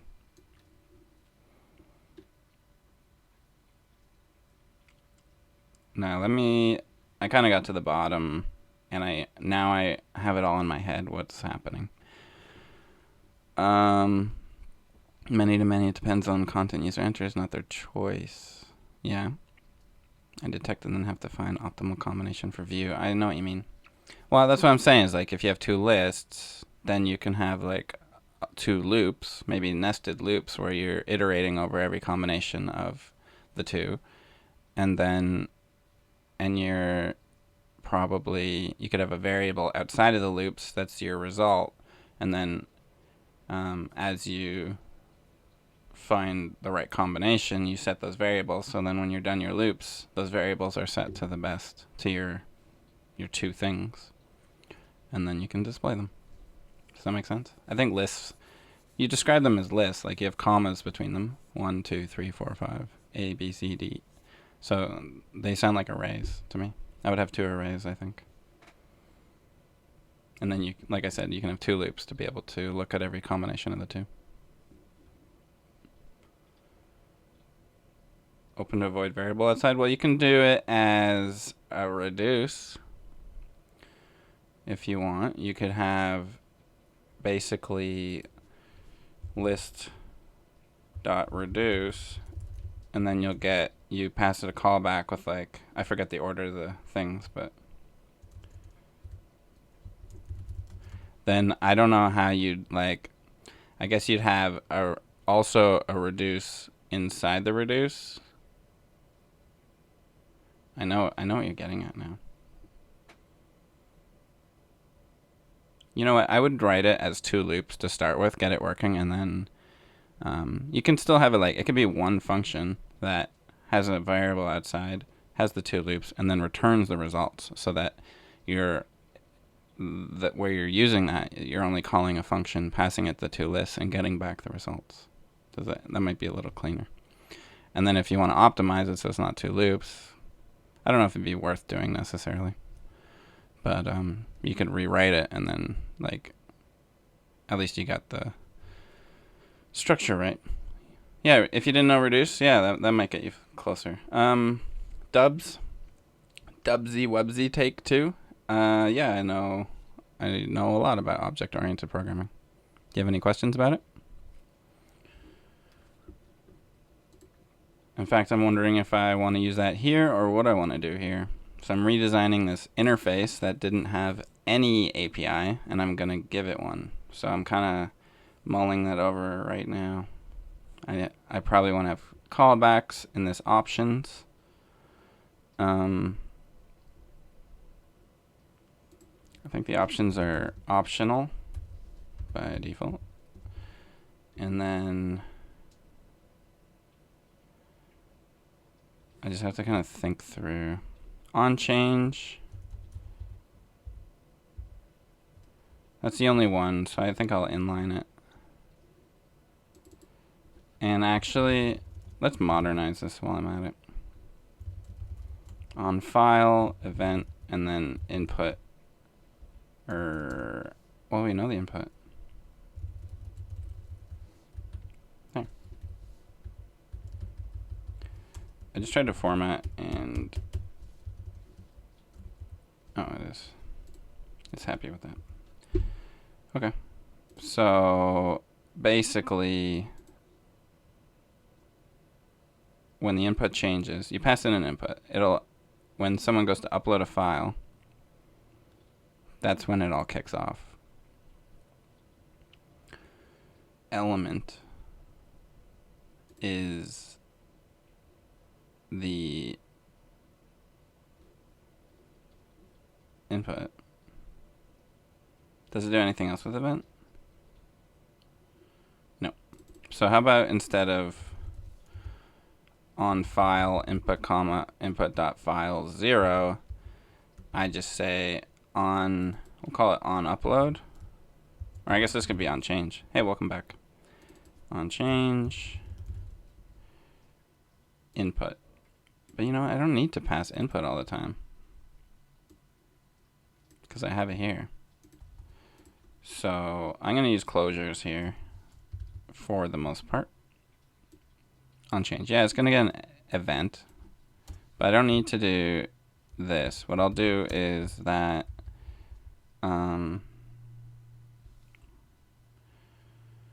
file is going to be input.files0. So let's flesh out what options we're going to have here. I don't know. I always never know what to call callbacks, like on error with a capital E or lower E or just the word error, or I don't have like a preference. I don't like any of them. What do I do in the coin? You think I'd know because I work on it every day. I might as well be consistent with whatever I'm doing this month. I should at least be consistent on a monthly basis. Oh, I don't have events in here. That's how I got around naming them. Is there any general rule about objects? Should I have a single data structure for my entire application, or should I break them apart into many small data structures? The smaller you can make, the more small pieces you can break stuff apart, the better. No, like just as a general rule, for sure. I know it's ambiguous, but if you have a wall data structure that keeps height, length, x, y, coordinates, other data, if the properties of the wall data structure are pretty complex, should I break them into separate parts? Yes and no. It like depends on. No, I don't like having an object with a ton of properties. That's not a big deal. If they're all related to each other tightly, like, and you're not gonna like reuse parts of them in other contexts and stuff, I think it's fine to have just like a massive object of properties, as long as they're all relevant to each other, you know? So yeah, if you have a wall, all the information for that wall could go in that object. I don't see any downside of that. But you may, if you have like a pattern of dimensions that you're using dimensions in other cases, then you might want to have one of the properties be dimensions, and then have that like subproperty be a dimensions object. You know what I mean? That would make sense. So, because then you can have like functions on that dimensions object that are like, you know, I don't know, certain calculation things that you're doing with dimensions all the time. They could be methods on that. Would the composition route make more sense? Yeah, like I said, it depends on how you want to reuse things. So yeah, if you have different types of objects that all have dimensions, that's an obvious like thing to reuse. How's it going, Gross Sack of Sex? Thanks for the follow. How do I find clients? Yeah, it's the worst question for me. You find them 10 years ago, and then you just keep doing work for them. Does that help? I don't know. All my clients I've had for a long time. Since before social media. So, probably social media? I think I should put this question in my FAQ or something, because it's like, it's not a bad question. It's a good question. It's just not one that I'm good at answering, and it comes up a lot. I mean, like, what my thing is, like, I'm a freelance developer. Ask me anything. What else would you ask a freelance developer? How do you find clients? That's a very good question. I'm just not good at answering it.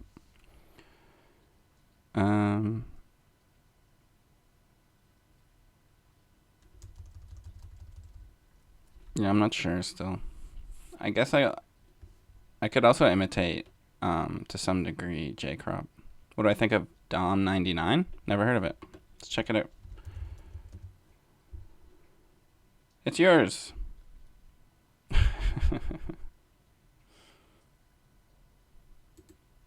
Little promo there. What do I think of it? I don't know.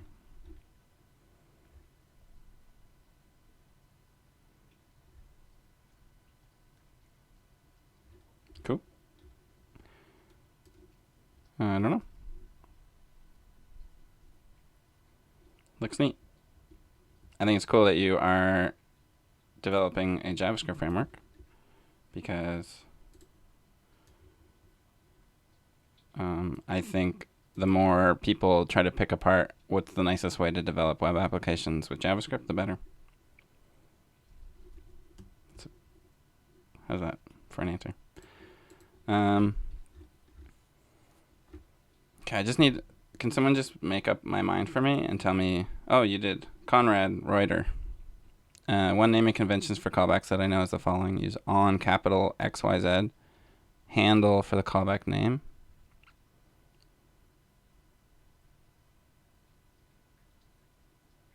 So for the parameter name, you mean like... This is like from React, I guess? Yeah, you know what? I'll do that.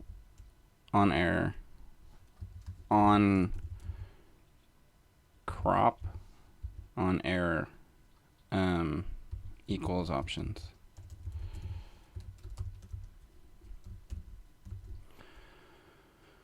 Let's start with that. So on error will be here. I'll just do if on error with the error. Yeah, you know what? I'll just stick with it's a perfectly valid way to do it. I'm using React outside of this library anyway, so yeah, I'll just stick with that. That was my first guess anyway. All right. So this will fire whenever the input changes. If it succeeds, we're going to end up going into open modal, which is next. Open modal doesn't need the element because we're using a closure for that.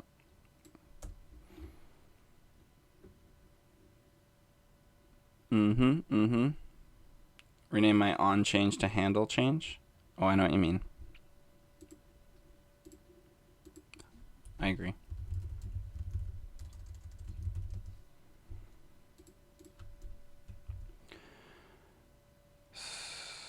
Oh, I missed something there. Feel that I'm drowning in functions. Any best practice for handling that? Split into multiple files. Yep. Multiple files for sure. Drowning in functions is like a nice phrase for programming at all. There's always lots of functions. Yeah, it's just how you structure them in files. For sure. You could do it as extreme as one file per function. But you don't have to go that far. But I'd say one file per class if you're using classes, or one file per... it's how you want to split it up. I don't know. It's so funny that it's clearly visible on stream, so I'll just allow it.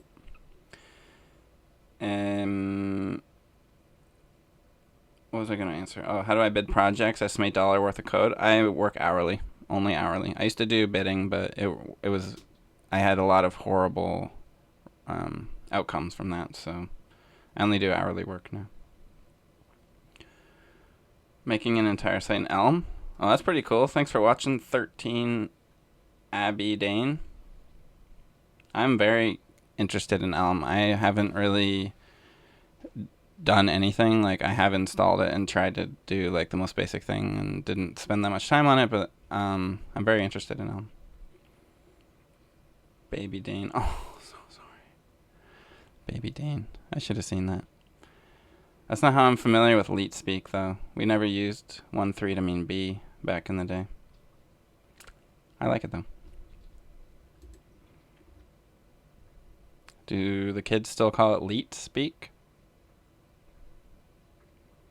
It's like a 20-year-old word. I don't know if it was like pre-internet that we called it Leet speak. Yeah. So this passes in there. Then I make my so actually this could be more global in the sense that if you have different crops going on, I think they could all use the same template.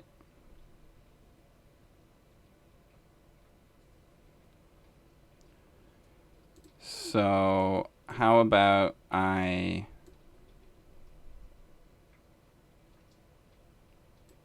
could render it. I guess that's not what I'll do is like have a variable outside that I set modal equals modal, or add it to the body. And then I'll just have like a let modal here. That's kind of my cache.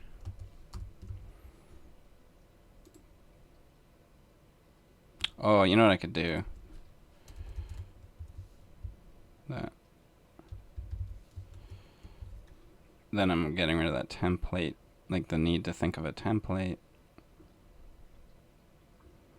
Where am I? Then what I'll just do is do modal.append to body. And if it's already on the body, that doesn't hurt. If it's been removed, it'll put it back. So I think that's cool. On shown. Okay. Then it initializes.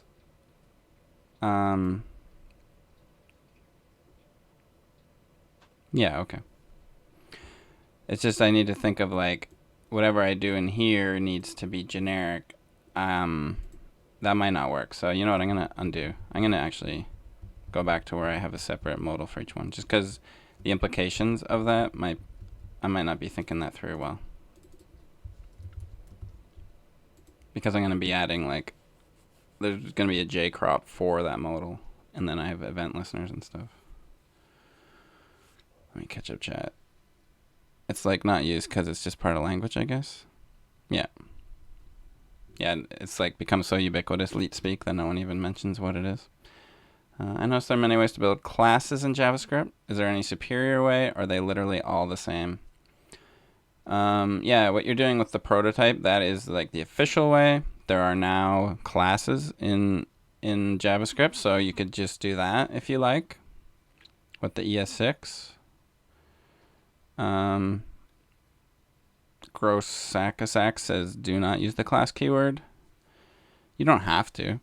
It's just like it's syntactical sugar, so it's just like if you want to do prototypical inheritance, you don't have to write .prototype. You can just do it inside class. There's no difference between those two. Using the class keyword is creating a function, so you can call new whatever, and it's gonna all the methods on it are prototype whatever. It's the exact same thing. Classes are just visual. I think what you mean is what I'm saying. Like it's just sugar, and by that I just mean it's a different way to write the same code. The underlying code is identical. Yeah, check out class. I know Gross Sax says don't, but you're probably good to like know how to do it the old school way. Like what I'm doing here, this is a class. It's just I'm going to use closures. So all my method properties are going to be variables here, and then my functions are inside. So it's a little, yes, it's a little inefficient, but whatever. How fast does this need to work? It's still going to be like 5 milliseconds to open this modal. Like, I don't need to optimize it to be super fast. And you're only going to be using one at a time anyway. Alright, so I'm going to take input out of here and there. This seems like a fair thing to do. Data URI. So once the modal's open, then I wire it up. This is the wiring. Find the two images. I think this part's going to be pretty much the same. Using data attributes, I don't need to do that. Especially not for input. We have a closure on it. Should definitely know how to use class. Yeah, actually what I'm saying is like you should know how to not use class. You should use class, but you should know how to not use it. Where are the promises? Oblivioner, I could kind of do a promise, but you know what, that might not be a bad idea. Because the thing is though, you can like, I think you might be right. I was thinking before, like, you don't need to use, like, the callback might get called more than once, but now that I think about it, it shouldn't. There'll be an error, if there's an error, and the thing will close. Or you'll be done cropping, and you'll get the dimensions. I think you're right. Thank you for that. Conrad, this is 3 or 4 year old code I wrote, and I'm migrating it to be modern, so I'm working on that. So I used to using class keyword from literally every other language, so JS has confused me a bit. Yeah, and yeah, it's different too in JavaScript, so it's more like, it just looks, it's easier to read. I think that's the biggest thing with using JavaScript classes. A little tiny bit faster when you have a huge amount of elements. I think it's faster if you are, it depends what you're comparing it against. Faster than what I'm doing here, yeah, faster than prototypical inheritance with. It's the exact same thing. Class is prototypes. Oblivion should use class if you need more instances, yeah. With just objects, exactly. I think I'd prioritize readability over performance for the most part. Only when performance becomes an issue would I be like concerned about like sacrificing readability for performance. Readability comes first. Speaking of which, I don't know if this is that readable.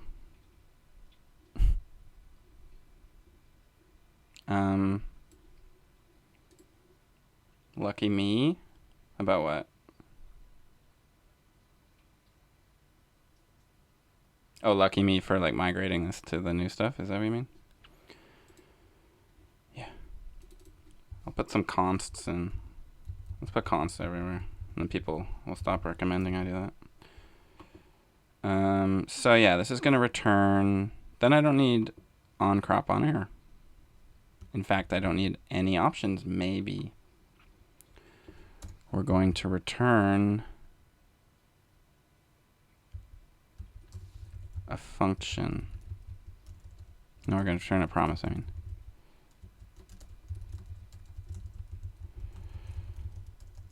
Forgive me, folks, but it's going to get a little nested here. And I don't want to do that. I don't want it to be super nested. But I kind of need to.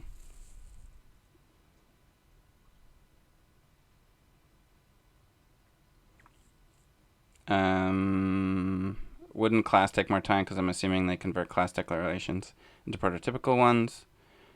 Yes. Well, convert, I don't know. If it's running in the browser, V8 is just going to parse it like it parses all JavaScript, and then under the hood, it'll just be the same. So it's not that it converts it from one to the other. It's just that it's two ways of writing the same thing. Readability versus performance. Lucky me for not having to worry about performance. Well, you always do, but I mean, like Gross Saxosax says, the performance issues if you're not making a game come from, yeah, it's network. Like, for sure, network is the slow part.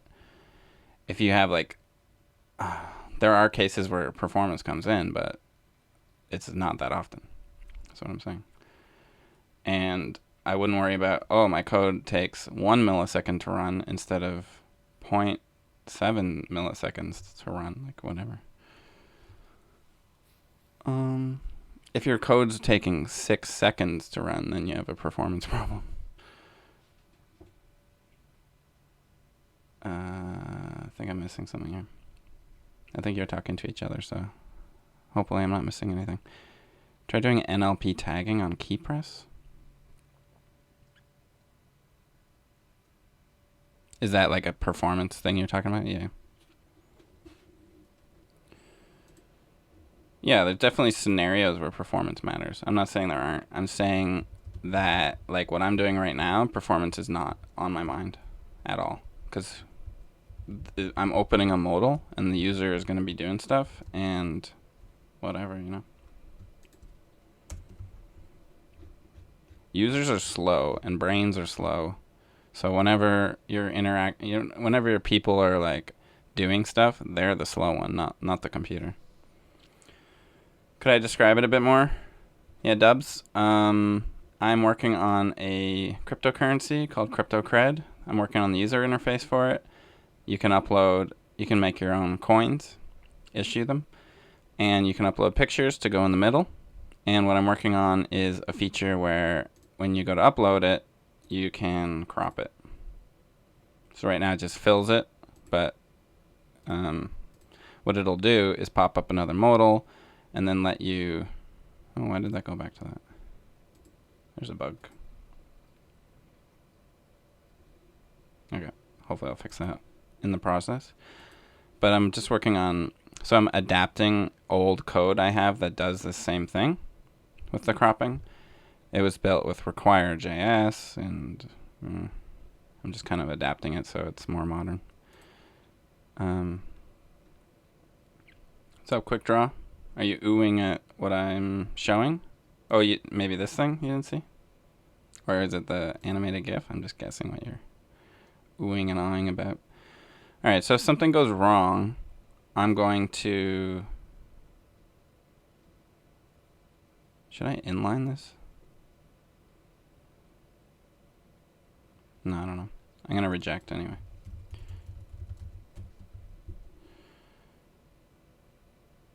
I'm trying to see if... Without Emacs... Thanks for watching, Artie. No, I don't use Emacs. We used it in university. Like, my professors recommended Emacs. So I used it back in those days.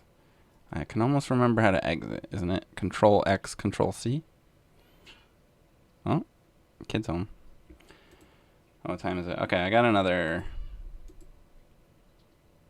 I'm going to take a very quick break to just say hi because my family's home and I'm going to let them know I'm streaming. So, and I'm going to stretch and chug this tea. So I will be back in 2 minutes. Thanks.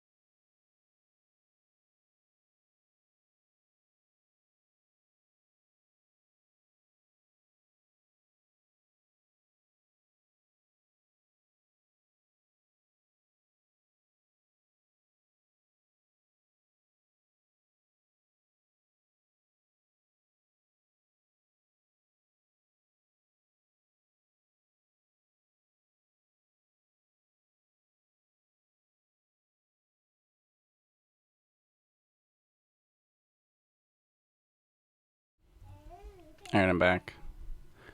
My 2-year-old's going to probably try to walk in here in a second, but thanks for waiting anyway. I don't remember what I was doing here. Oh yeah, I'm trying to make this a promise. So far so good. Emacs is worth a try. Yeah.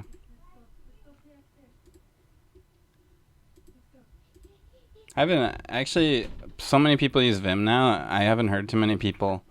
I've mentioned Emacs in a long time, so that's pretty. Props to you, Ardiva, for keeping it alive, I guess, or promoting it. Roland, nice to see you. Thanks for coming back. Yeah, I'm working on this cropping thing for the coin now.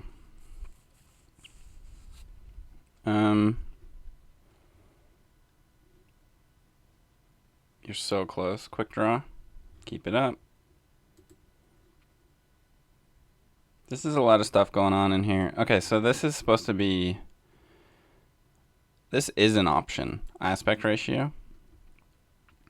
Why do you have to double tap it? I don't know. So I'm going to move this to be an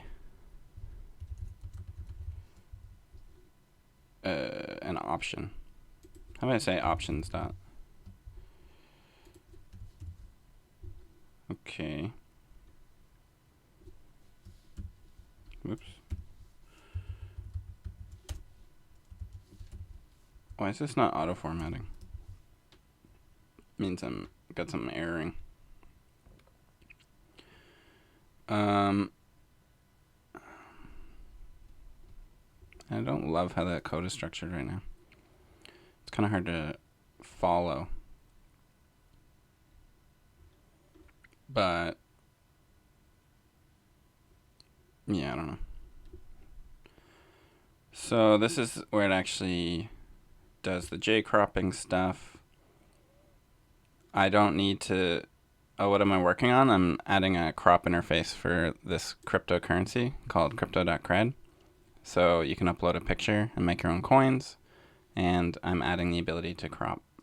What does the plus mean? It just converts it to a number. So if it was a string, then it makes it a number. The reason I was doing that there was because this was being pulled from an attribute, and attributes are always strings. But you're right, I don't actually need that. This dot width refers to the image. I see.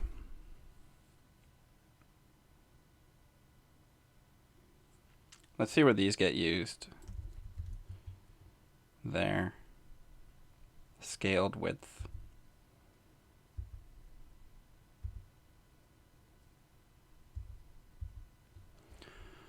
So instead of using data, like jQuery data things, I'm gonna have some variables here.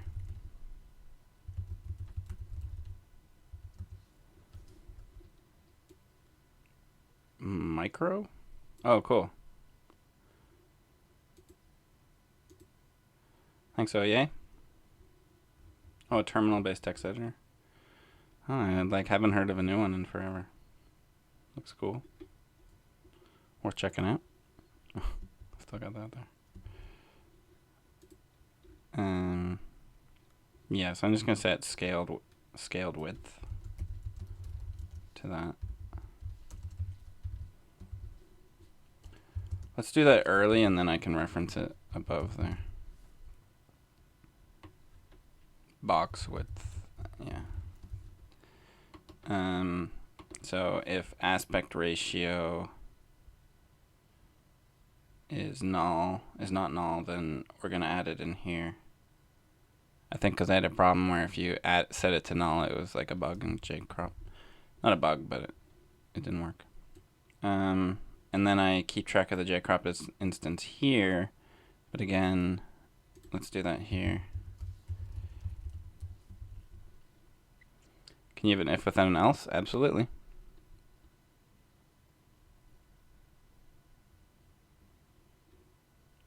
Like I'm doing here, doing it here,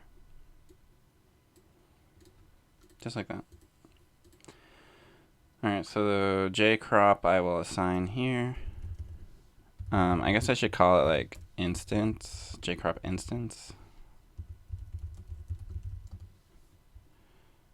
You can have an else if without an else. You can't? I think you can, yeah, why not? You just do this, else if, whatever. You just do that. You can almost think of an else if as else, because you don't need parentheses or whatever, so you can do like else x equals true, right? You could write code like that. You shouldn't, but so an else if is really just an else and then another if after it, and you can have an if without an else, so you can have an else if without an else.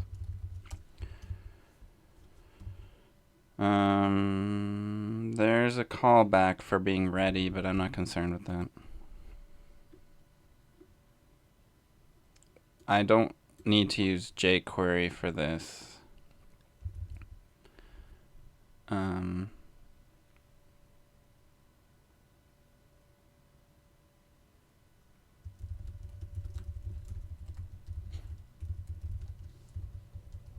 It doesn't hurt to use jQuery there, I just don't need to, and I don't know. I'm like allergic to using jQuery when I don't need to. And then instead of this one, where does that get used?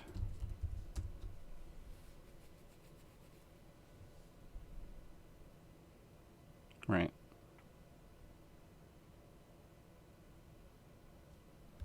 So I'm going to kill these two variables, and they're going to be, probably all of those I'll end up killing. So we'll make them all kind of like instance variables here.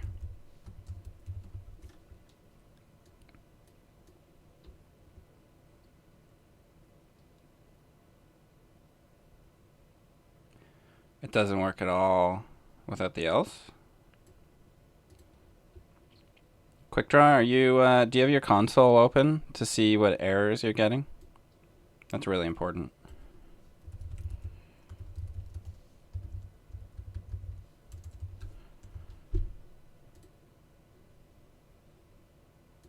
I can make this a little slicker.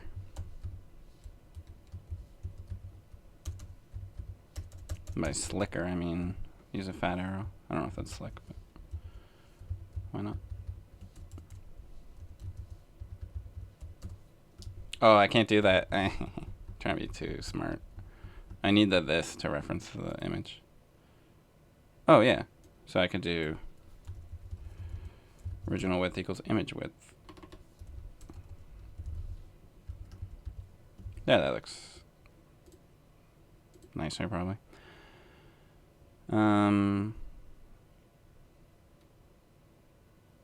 Okay. So what's next? Get on update. So that's whenever.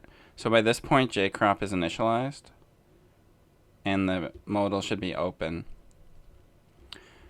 You know what? I'm gonna comment out. I'll just leave the rest. I say we're ready to start seeing if this thing works yet. Oh, I know what's wrong. I need that. I think we're good to see if this does anything yet. So I've gone a long time without seeing code. Or not seeing code, seeing if it works. So let's see if it works. How do I get to my file list? There. I'm going to delete this HTML file. The CSS I do want to put into the JavaScript and take out of here too. But I'm not ready to do that yet, and I kind of forget where it goes, so I'm just going to put it in there, comment it out right now as a to-do. And then, yeah, I had this like slick testing I was doing, but like none of the things are going to work the way this test works, so unfortunately I'm going to have to delete it. Am I using Bootstrap? Yeah, exactly. Oh, QuickDraw. Yeah, you can send the CodePen thing, sure. Some style guides recommend using fat arrows instead of function keyword for anonymous callbacks, or whenever possible. Yeah, I like using them whenever possible, exactly. Oh, Baby Dane, thanks for the follow. Missed that. So instead of my test folder is going to be my demo now.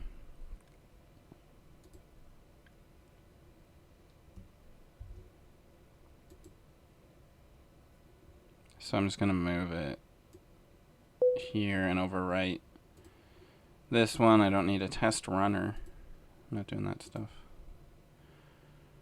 I feel like I really am a proponent of testing. It's just I have such a hard time figuring out how to test stuff like this. Like, how do I test that I uploaded and then dragged to crop? There's so much like interaction there that I don't have a good way to like test it. Hey, how's it going? Freedom to be. Welcome. Are you a coder or would like to be one?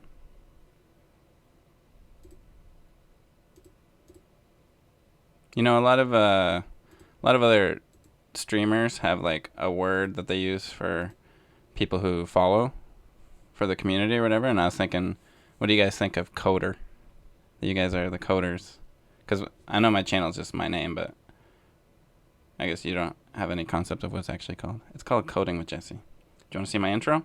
Nobody ever sees my intro because no one's watching when I start. This is my intro.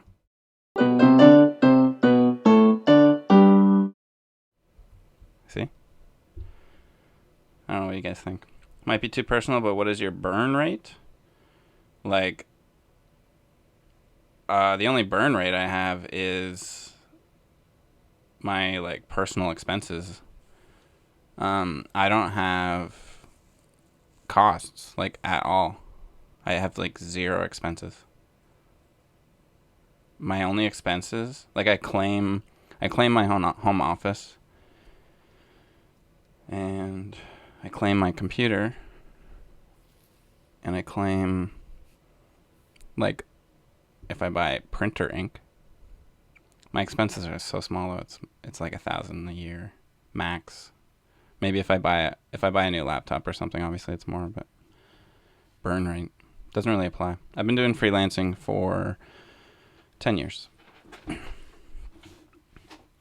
very simple though. It's not really pulling out an actual name, just trying to make the button disappear and text appear. Oh, I see.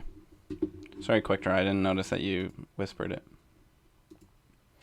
Because you don't want it on stream. I understand. Do I have remote experience? I'm working remotely right now, if that's what you mean. I'm not sure what you mean by remote otherwise. Okay, so you click the button and then the name appears. If I click the one other button, the email address is there, and if I I see, it's the double clicking one you're asking about there, QuickDraw. Sorry everyone else, I can't see what I'm doing, but with the click to log in, that's the one you're debugging, right?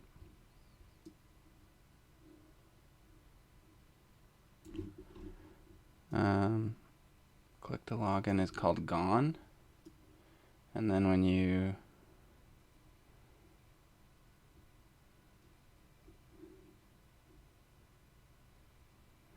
I see. Oh, change me. So change me sets, if hide is none, it sets hide to block and gone to none. Otherwise it sets hide to none. Maybe you need to otherwise set hide to none, gone to block. Try that maybe. Thanks for the follow. Burn rate meaning rent food. Like how much, well, I own my house. How much do I spend on food? I don't know. It is kind of personal. But, I don't know. You want to know how much I spend a year? I don't know. That's a little too personal, I think. Oh, some freelancers work in-house? Yeah. No, I only work remote. My clients are, abroad. I'm Canadian. The client I'm working for right now is Australian. Yeah, it's alright. I guess, like, maybe what you're asking is, like, how much do you need to survive? I'm not, like, at the barely surviving rate. Like, I travel and stuff. Like, I make enough freelancing to be comfortable. Let's say that. You still gotta double click, then it goes back to normal.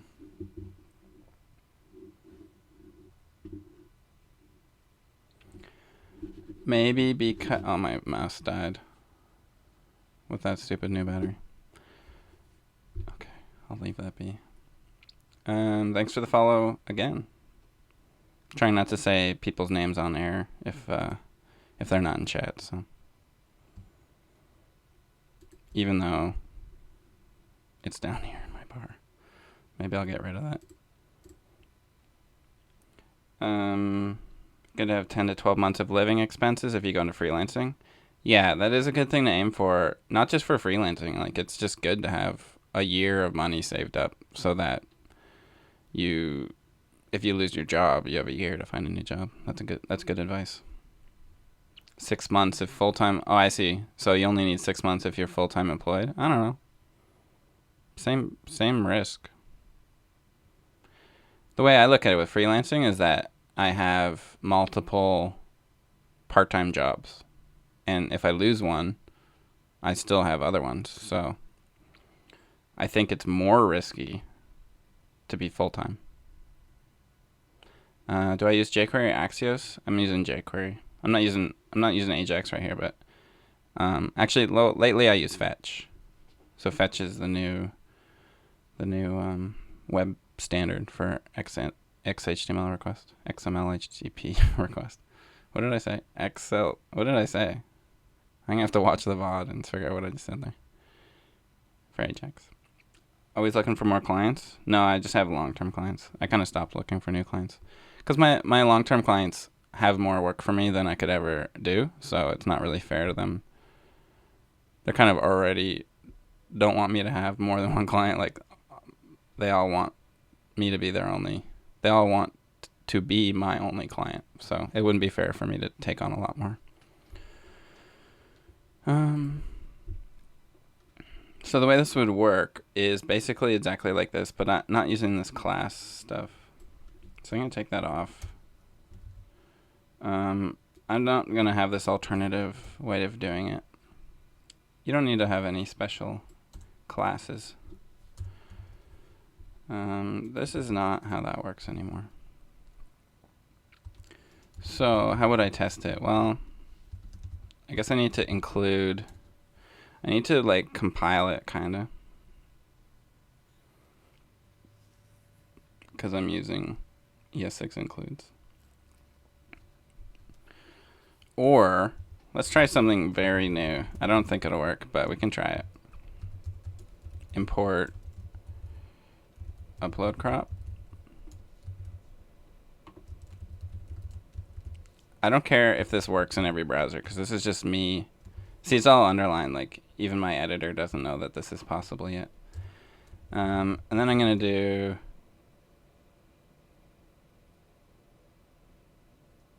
like, now I'm like rethinking my whole API. I'll give it an ID. Document.query selector file. Like, do I need new? Probably not, because actually what it's going to do is return a promise. See, this is why doing a promise isn't that useful here, because someone might upload twice.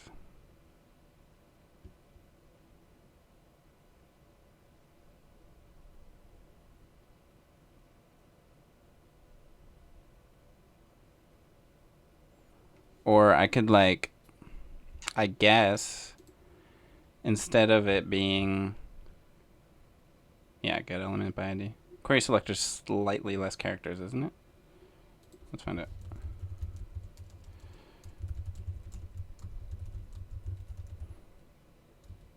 But then you need, like, the hash, so it's, like, exactly the same.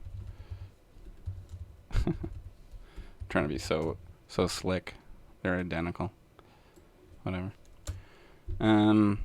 So what I could do is instead of it adding the change listener to the input, I could like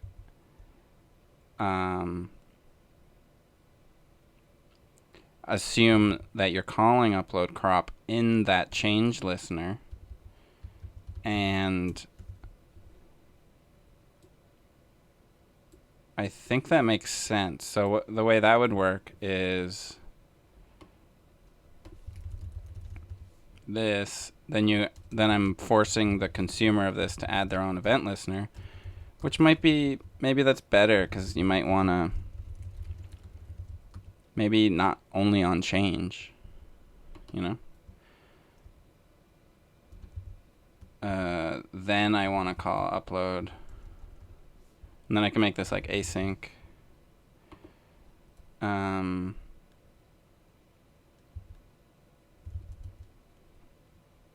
Bounds is what I'm going to get out of it.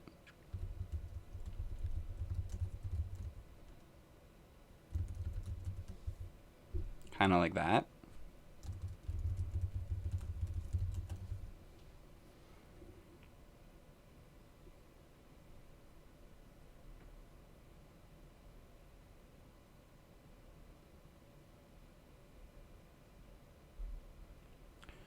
I've been ignoring chat. Sorry, folks. jQuery's dying. Yeah. Well, yeah, it's just not as helpful anymore because browsers are a lot more consistent. We're not dealing with Internet Explorer 6 anymore.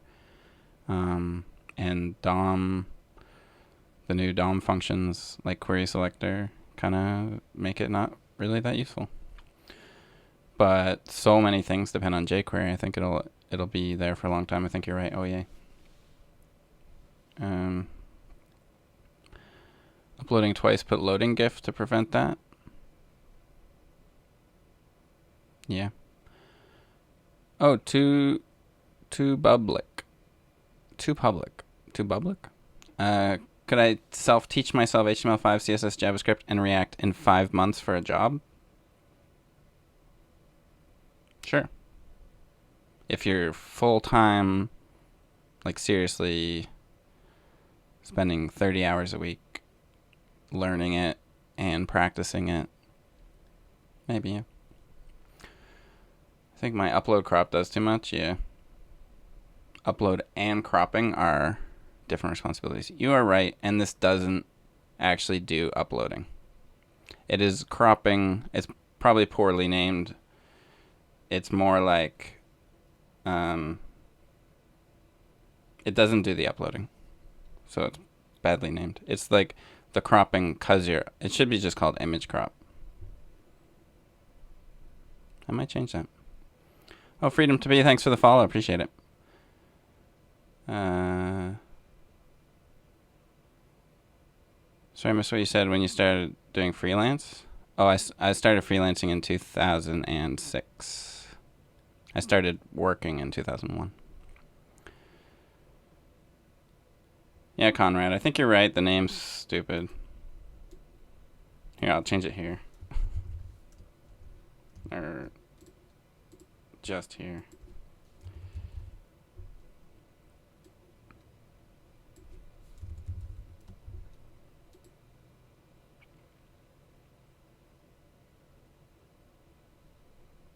I'll change it there too.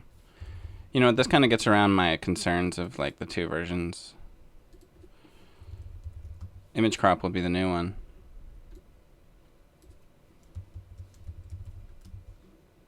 Upload crop will be the old one. So everywhere it says upload, I'm going to change that to image.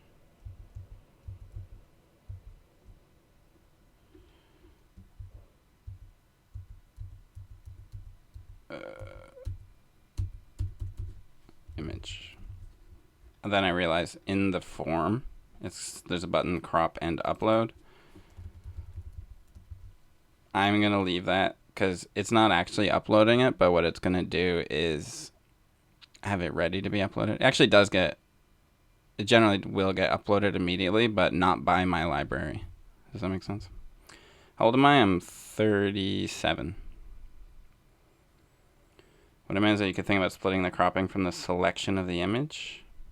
Well, yeah, that's actually what I'm doing now. So I've taken the...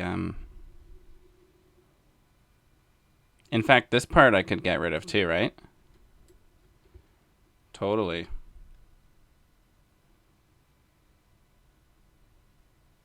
Because I'm already doing this in my code. This part is happening, and the part I'm adding is... oh, cool. To Public, you're in Toronto? That's cool. I'm in Barrie.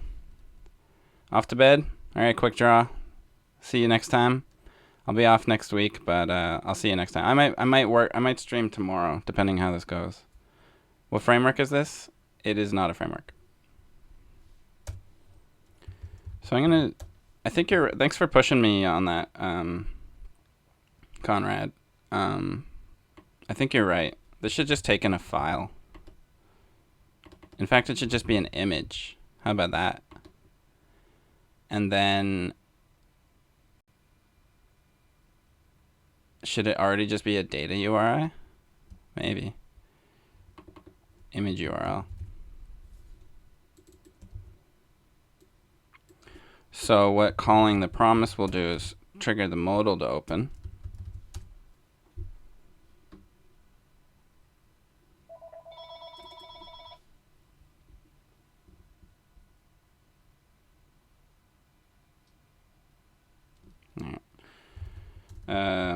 Image URL, but I don't need it there because we know what it is. And wherever I reference it will be image URL. Then then I don't have to assume it's a data URI. It could be any image URL. Yeah, that's cool. I like that. Thanks for pushing me. Oh yay. When someone says I use PHP, I'm always trusting you with your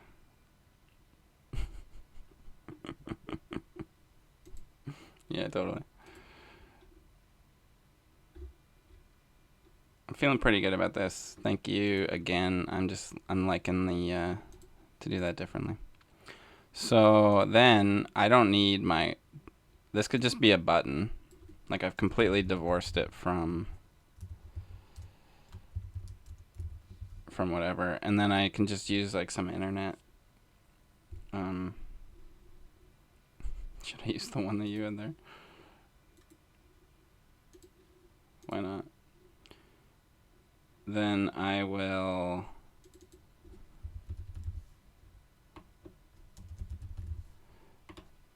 button.onClick. No, that's how you do it. Remember, add event listener, click. Now I'm gonna do the same thing as this, but I'll have a URL for the image.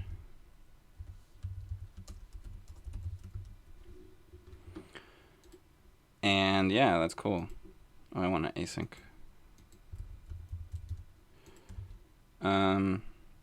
That should work. So my image crop now is responsible for opening a modal, and then when the modal's done, it's a promise, so it's gonna resolve. I like that. That's a much cleaner design.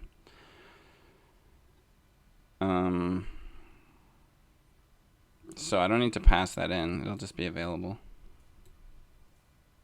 Crop image. Well, it's a user interface for the user to decide how to crop the image. So in a sense, it's not going to crop. It's not doing the cropping. It's letting you know what bounds the user wants to crop. So it'd be a better name would be like, let user decide what to crop the image. But I'll call it image crop. So I can just do that. That's simple. Then the rest should be normal, like the same basically. I'm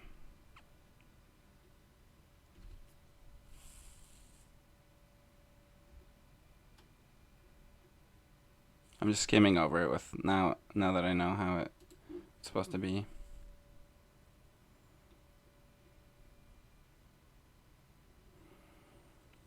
Oh, okay, this doesn't have to do that anymore. I can just do jcrop instance.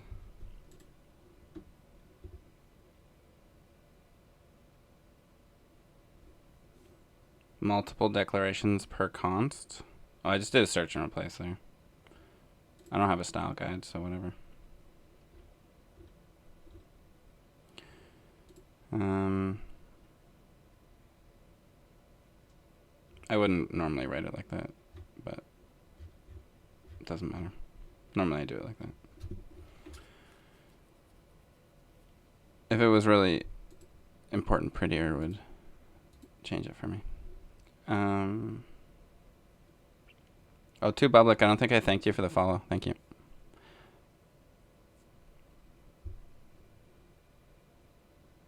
So I don't want to use .data at all. So what I'll do is, I'm not sure yet if I need to do it there, but that's where I'm going to put it. Wait.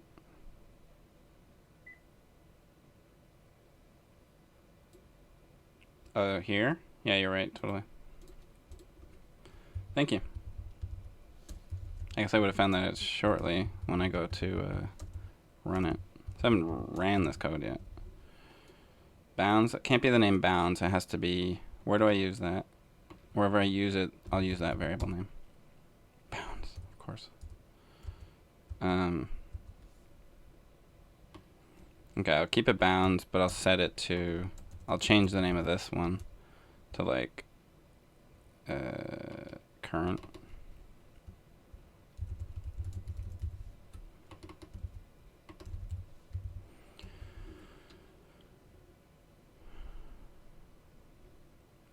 Crop bounds.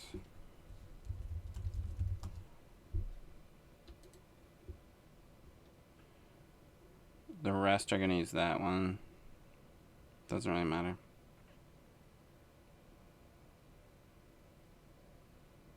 Then I'm using jQuery for the stuff, whatever. On cancel, I guess on cancel is an error, or it's a resolve with, I think it's a resolve with no result, basically meaning don't crop.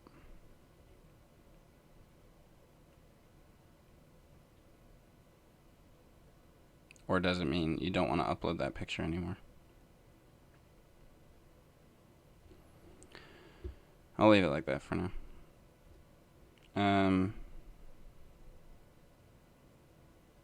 So this bounds is going to get pulled now from the from that semi-global variable. Rarely see function documentation in JS. Why is that? Thanks for watching, Frischung. You mean like what's popular in the Java world with you mean JavaDoc? Well, it's not Java, so there's no. You mean this kind of thing?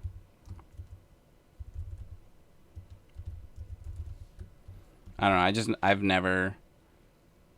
I was forced to use this when I learned Java in university. When I had a job doing Java, again, it was the company policy, so I did it there. But I don't know. I don't like comments. Yeah, I don't like comments. No, I don't like. I find that kind of thing overkill and like really unnecessary. If you need to document, it's only nice if you're generating JavaDoc stuff. So for those who don't know, JavaDoc is where you have a bunch of these all throughout your source code, and then you can run a program that generates an HTML file with the documentation using your comments, so that you don't have to also write documentation. But if you're not using that, then just make your variable names better.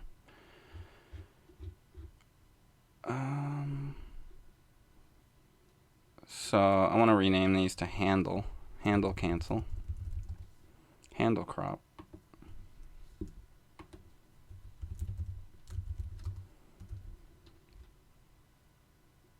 And then when it finally completes, that's the resolve, or it'll resolve, here it's an array. I don't like that. I want to name them.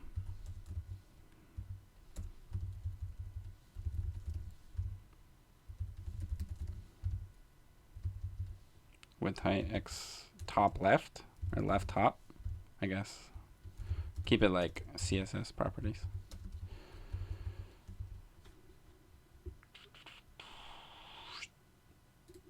I could then resolve with like 0, 0, full width, full height. Then it differentiates it from the cancel where it's resolving with nothing. So that's not a good API where you're like have to know that a null means something, but I only have one resolve function, so I need to differentiate the two scenarios with somehow that or reject. I'm not sure. In our company, we document parts with heavy reuse with DTS with TypeScript files. Yeah, that's a good point. If you're using TypeScript, then that is your documentation effectively.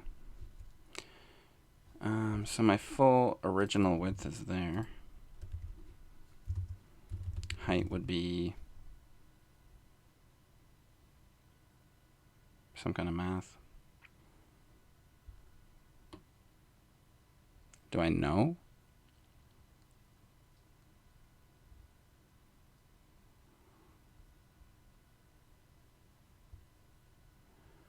I guess I can have original height. Like I'm not, instead of having to calculate it, I'll just, or I could have original size. How about that? And then when I do this, I could have that or whatever. But what I'll do is original size equals, heck, I could just do original image. And then I can just do it here. And then I don't need an onload. Like, kind of I do, but I'll just do it synchronous, kind of. Well, you know what? I'm waiting for it to load anyway before the stuff fires up. So this should be cached, or it won't do an extra download. And then I don't actually have to do it there. I can do it as early as I want. I can do it right away. And then it can be const. So original image. And then you know what? It can just be called image.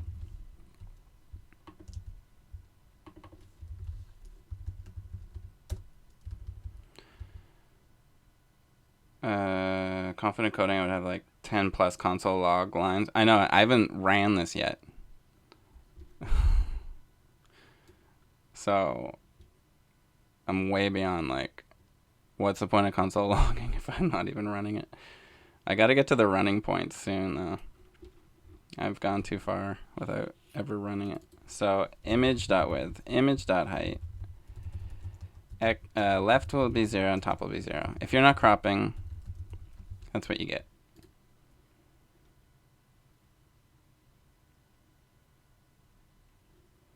I gotta make sure, so original width needs to be image width and so on, like anytime I reference it. Is that the only place? Okay, good.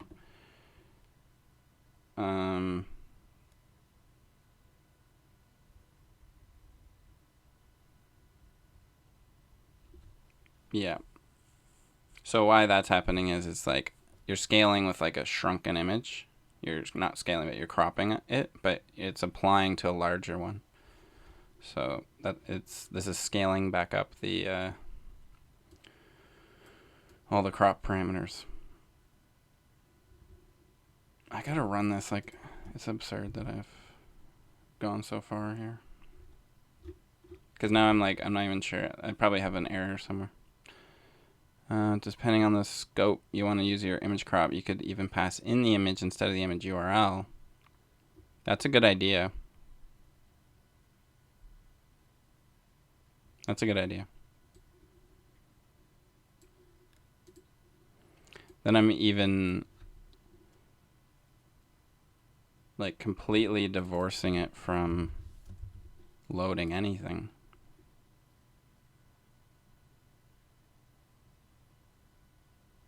Select crop upload. You're right, I do have the image at hand. Thank you so much, Conrad. You gotta watch my stream more often because you're coming up with all the good ideas. I'm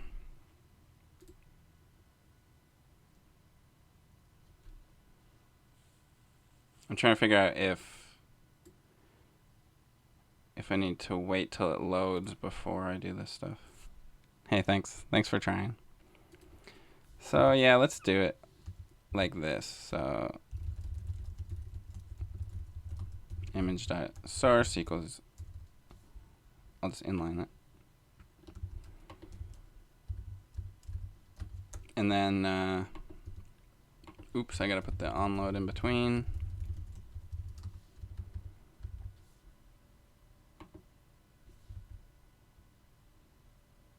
No. Wait, I don't know. Can you do a wait in a nested non-async function inside an async? Probably not. But it doesn't hurt to do this. So. Then I don't need it there, really.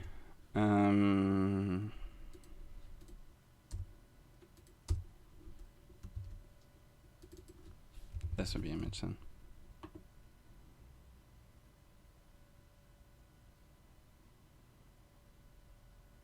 Wrap the onload in a promise. Yeah. This is just like throwaway code though, so I'm not even using add event list or anything. I'll just leave it like that. Because it'd be more code. Like it doesn't need to do anything. I just want to run my code. Shall we? Shall we run it? Literally holding my breath. Let's try it. Where is it? So now it's just a test. Unexpected string. Oh, it doesn't work? I thought it would.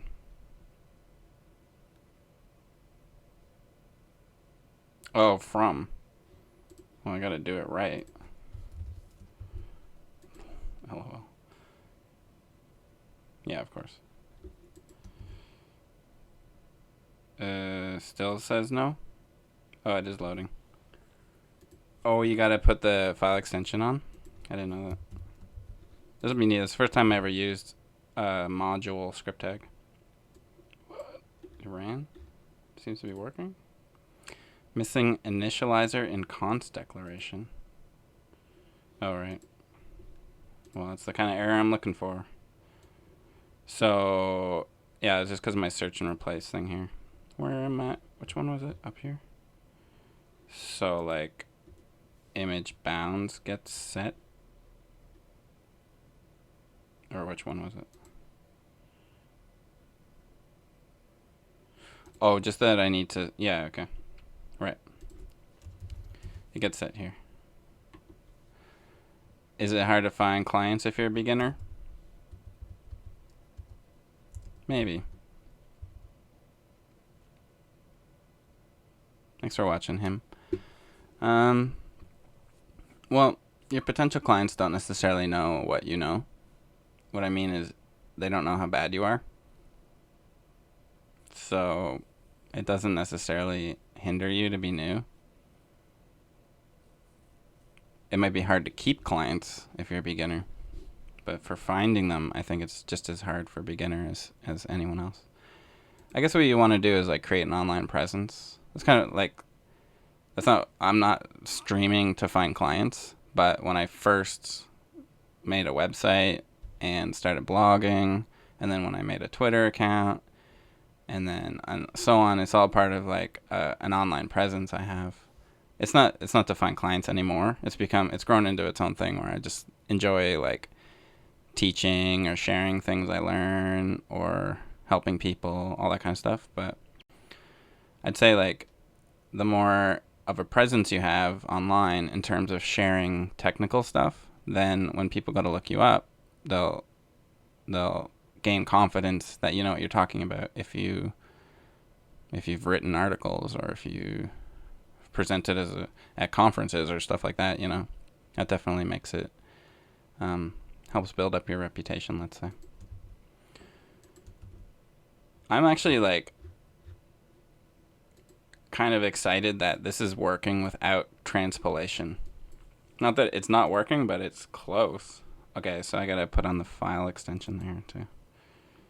In here. Like I'm using import. It's mental. I guess I can import the jQuery from here into my demo. I don't want to do so in production, but this is just a demo, so whatever. Power components, jcrop.js, jquery.min.js. Let's see if that works. No errors. Crop. Bomb.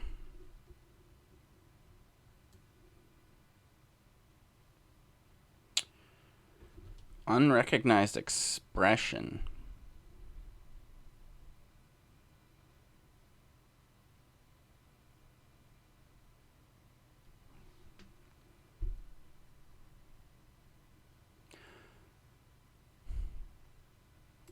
I can't say I've ever seen that error. And I don't know, why is it running?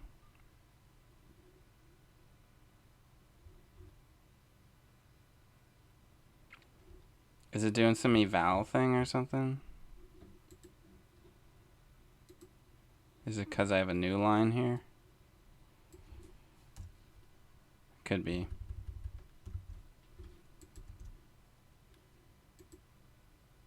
Yeah, okay. Modal dot... Oh, you know what I can do there? Whatever, I'll leave it. Modal.modal is not a function. I need Bootstrap. That's the problem. I guess I'll Bower install Bootstrap. Or I could use... I'll just use like a CDN thing. CDN Bootstrap.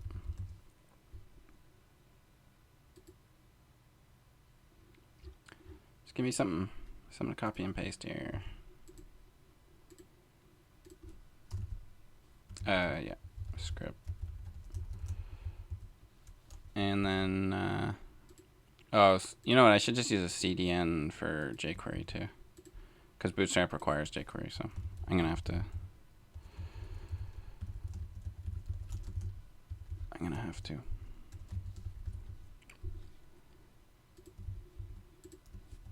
jQuery CDN.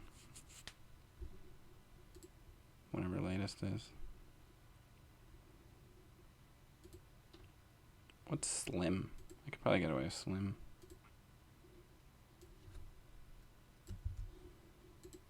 I want to get away with Slim. The less jQuery I need, the better. I don't know what Slim... I don't know what the difference is, but it sounds good. Let's try it. Okay. Uh-huh. Can I find property function of undefined? And that's just in... Huh? Oh, is that like part of Slim? Is that you don't have plugins? Well, I kind of need that. Alright, let's just use the normal one.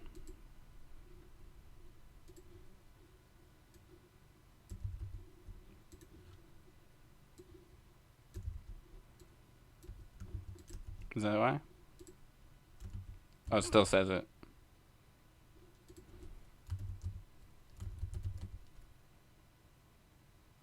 Oh, I know why, I know. I'll put back the Slim one then, and we'll put it before. It was the wrong order. jQuery has to come before, obviously. What? It's almost working.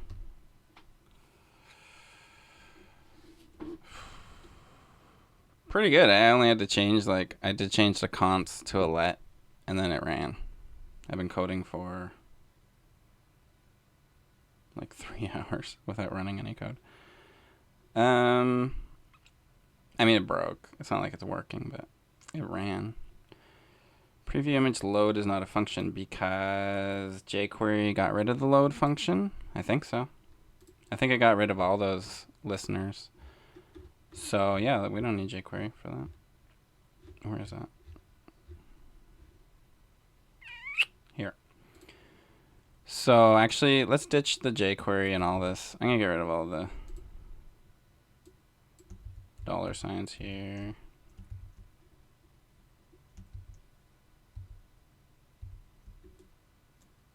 In this part anyway. Modal. This still has a place, kinda.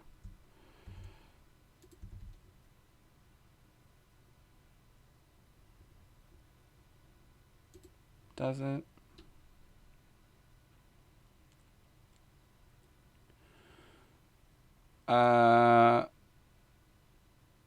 Me Chan, thanks for watching. What's my favorite books on algorithms?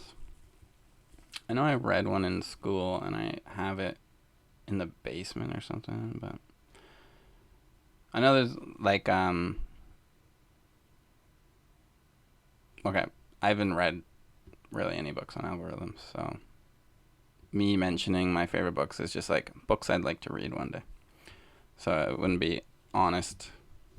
Favorite book right now is this one. It's not algorithms per se, but it's... Hold on, I need to see if this is... Alright, my mouse died. Awkward. Yeah, you can't see it. So that's my... that's a pretty good book.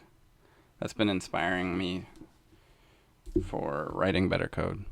But as for algorithms, I don't know.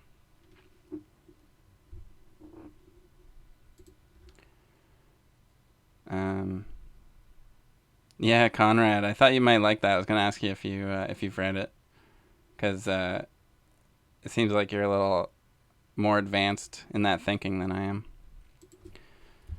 All right, we're just gonna do this onload equals function.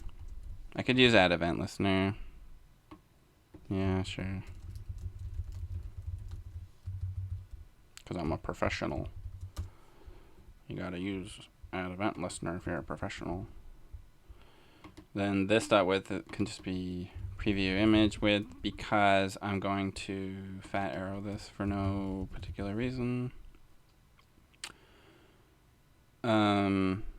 This I want to be like query selector. Well, let's do const modal equals modal 0.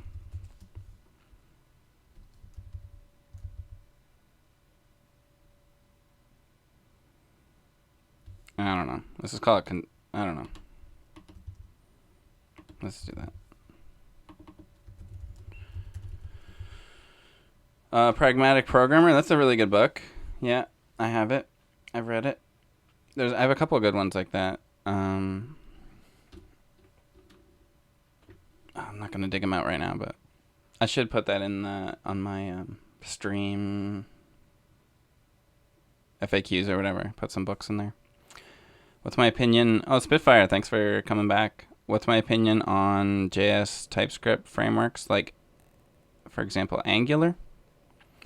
My opinion on frameworks is that too often people treat them like programming languages, that you learn a framework and then you just work in that framework all the time. You can see it in the chat, like, not so much... I think only one person asked today, but often people come in the chat and say, what framework are you using? And it makes it almost like you have to use one and you have to choose from them. But I don't think that's true. I look at them as, like, React isn't a framework. It's not at all. It's a library. And I prefer libraries to frameworks. Frameworks, so the difference is that libraries you include into your code and then you use them. Whereas a framework is you have your code included into that framework, that it's very hard to do things not using the framework. Whereas even with jQuery or React, you are just doing JavaScript all the time until you want to do React. So that's my opinion. Is that what you meant, Spitfire? So attribute source, like, why do I need to do that?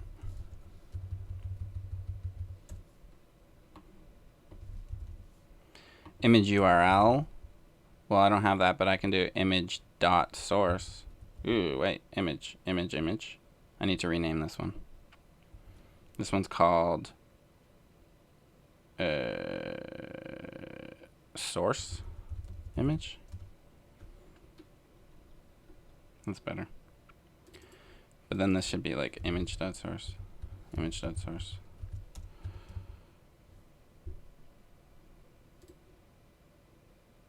I could maybe clone the image. I'll save it like this for now.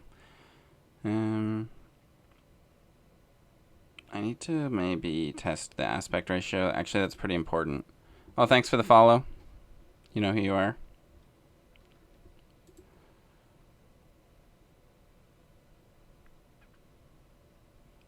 Ditch jQuery altogether? No, because I'm using Bootstrap.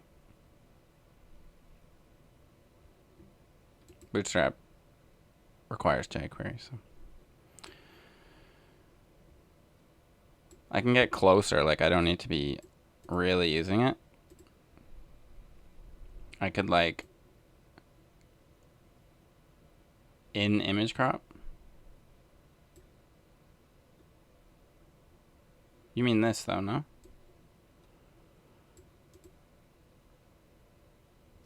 Like, I'm pretty much not using it too many other places now. Well, here I am. I'll get rid of it. I'll get rid of as much of it as I can. How long have I been developing for? My first time I wrote a program was copying code out of magazines and typing into the computer. I was 8 years old. It was 1988. That was 30 years ago. So preview.css. No, that's not how we do it. That's a different thing. Come on.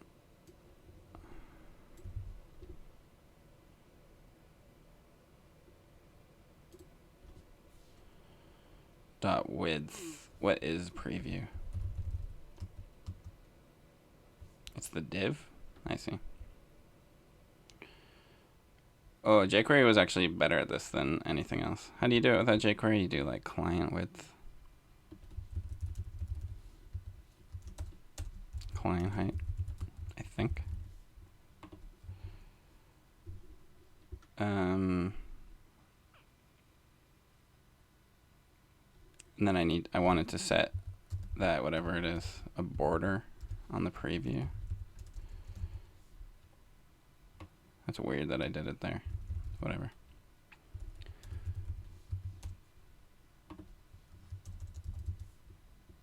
Doesn't seem like it goes there, but I'll just leave it there for now.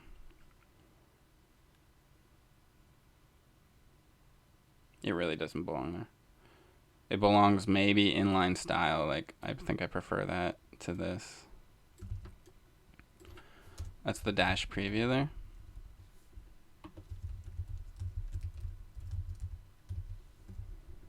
I don't love that either, but it makes more sense than setting it as I'm generating a callback. It's not related to that. Dollar bill, y'all. Here we go. So preview.style.width equals preview width pix.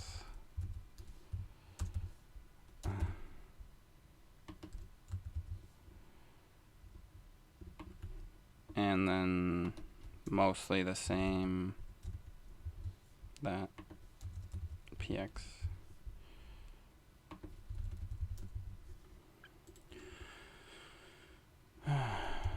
Kind of the same here, but different variables depending on landscape versus portrait.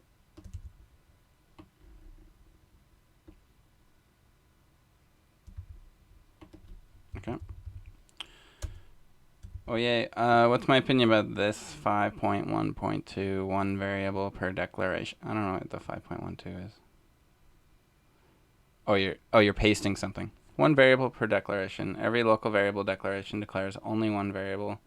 Declarations such as let A1, B2 are not used. That's Google's style guide?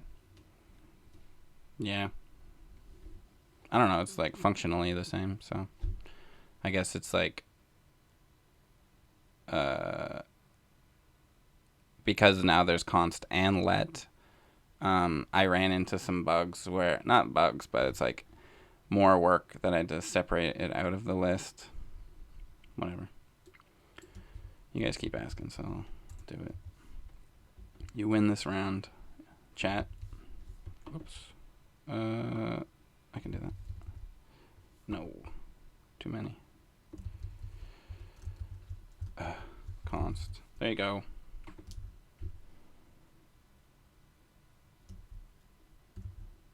Any experience, Spitfire, with WebAssembly? Yeah, I've tried it out. I tried doing like a hello world. And I got it working. That's it. It seems it's very slow, and the binaries are very large right now. But a lot of that's coming. Like, it might have even changed. Like, it was a couple months ago, so it might have even changed how that is. Right now, because remember, it used to be ASM.js, so it's not that different from ASM.js now. It's kind of, it's still in proof of concept stage in real browsers. One sec, I need heat. Wow, 27 people viewing. I think that's a record for me. Awesome. You know what? I gotta go really soon. Like a half an hour ago, I gotta go. Told my wife I'd be done at 4. It's 4:30 now. I gotta go. Okay. A spot for WebAssembly seems very particular. Yeah, I think it's not there yet. It's kind of like how JavaScript was 10 years ago, where it's not. It'll get better. Like, from a developer point of view, it's functionally there. It's just like slow and heavy, but it could be, once the tools are in place and once browsers optimize a bit and stuff like that, once the tool chain for building WebAssembly is a little bit slicker and optimized, it probably will be the standard. Like, it'll be a lot more used. Right now, it's kind of like, oh, cool, you can compile Doom and have it run in your browser. That's neat. But as for like changing your day-to-day software development for web stuff, it doesn't really come into play. All right, I got to get going, so I'm just going to do a little bit more of this. I'm going to run it, and then I'm going to continue tomorrow, I'm going to say.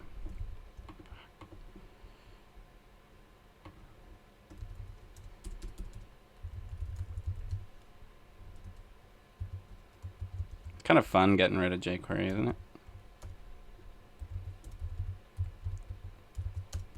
It's like getting a haircut or something. It's like a fresh, clean feeling. Okay. No. These ones. 1, 2, 3. Alright, does this run? No. Oh, totally does. Modal's not defined. I don't care. The dragging doesn't work. It's so close, though. Yeah, I'm going to leave it at that. I'm going to have to finish up tomorrow. I'm going to try to do it on stream. So I'll probably be starting around... I usually start around 1 p.m. Eastern Standard Time, which was like 3.5 hours ago, whatever your local time is. I aim for starting at 1. Today I aimed for starting at 1. I started at 1:30. Sometimes it's 2. It kind of depends how things go with family and stuff. With naps and all that. So, hope to see you tomorrow. Thanks everyone for watching. It's been awesome. I've never had 28 people viewing at a time, so that's really cool. Chat's been amazing. You guys are great. I really appreciate all of your follows, all the chats. It's so awesome. I'm having a really fun time. So, thanks so much, everyone. Hope to catch you next time. Thanks for watching. keep programming, keep experimenting, keep learning, and I'll see you next time. Thanks. Cheers.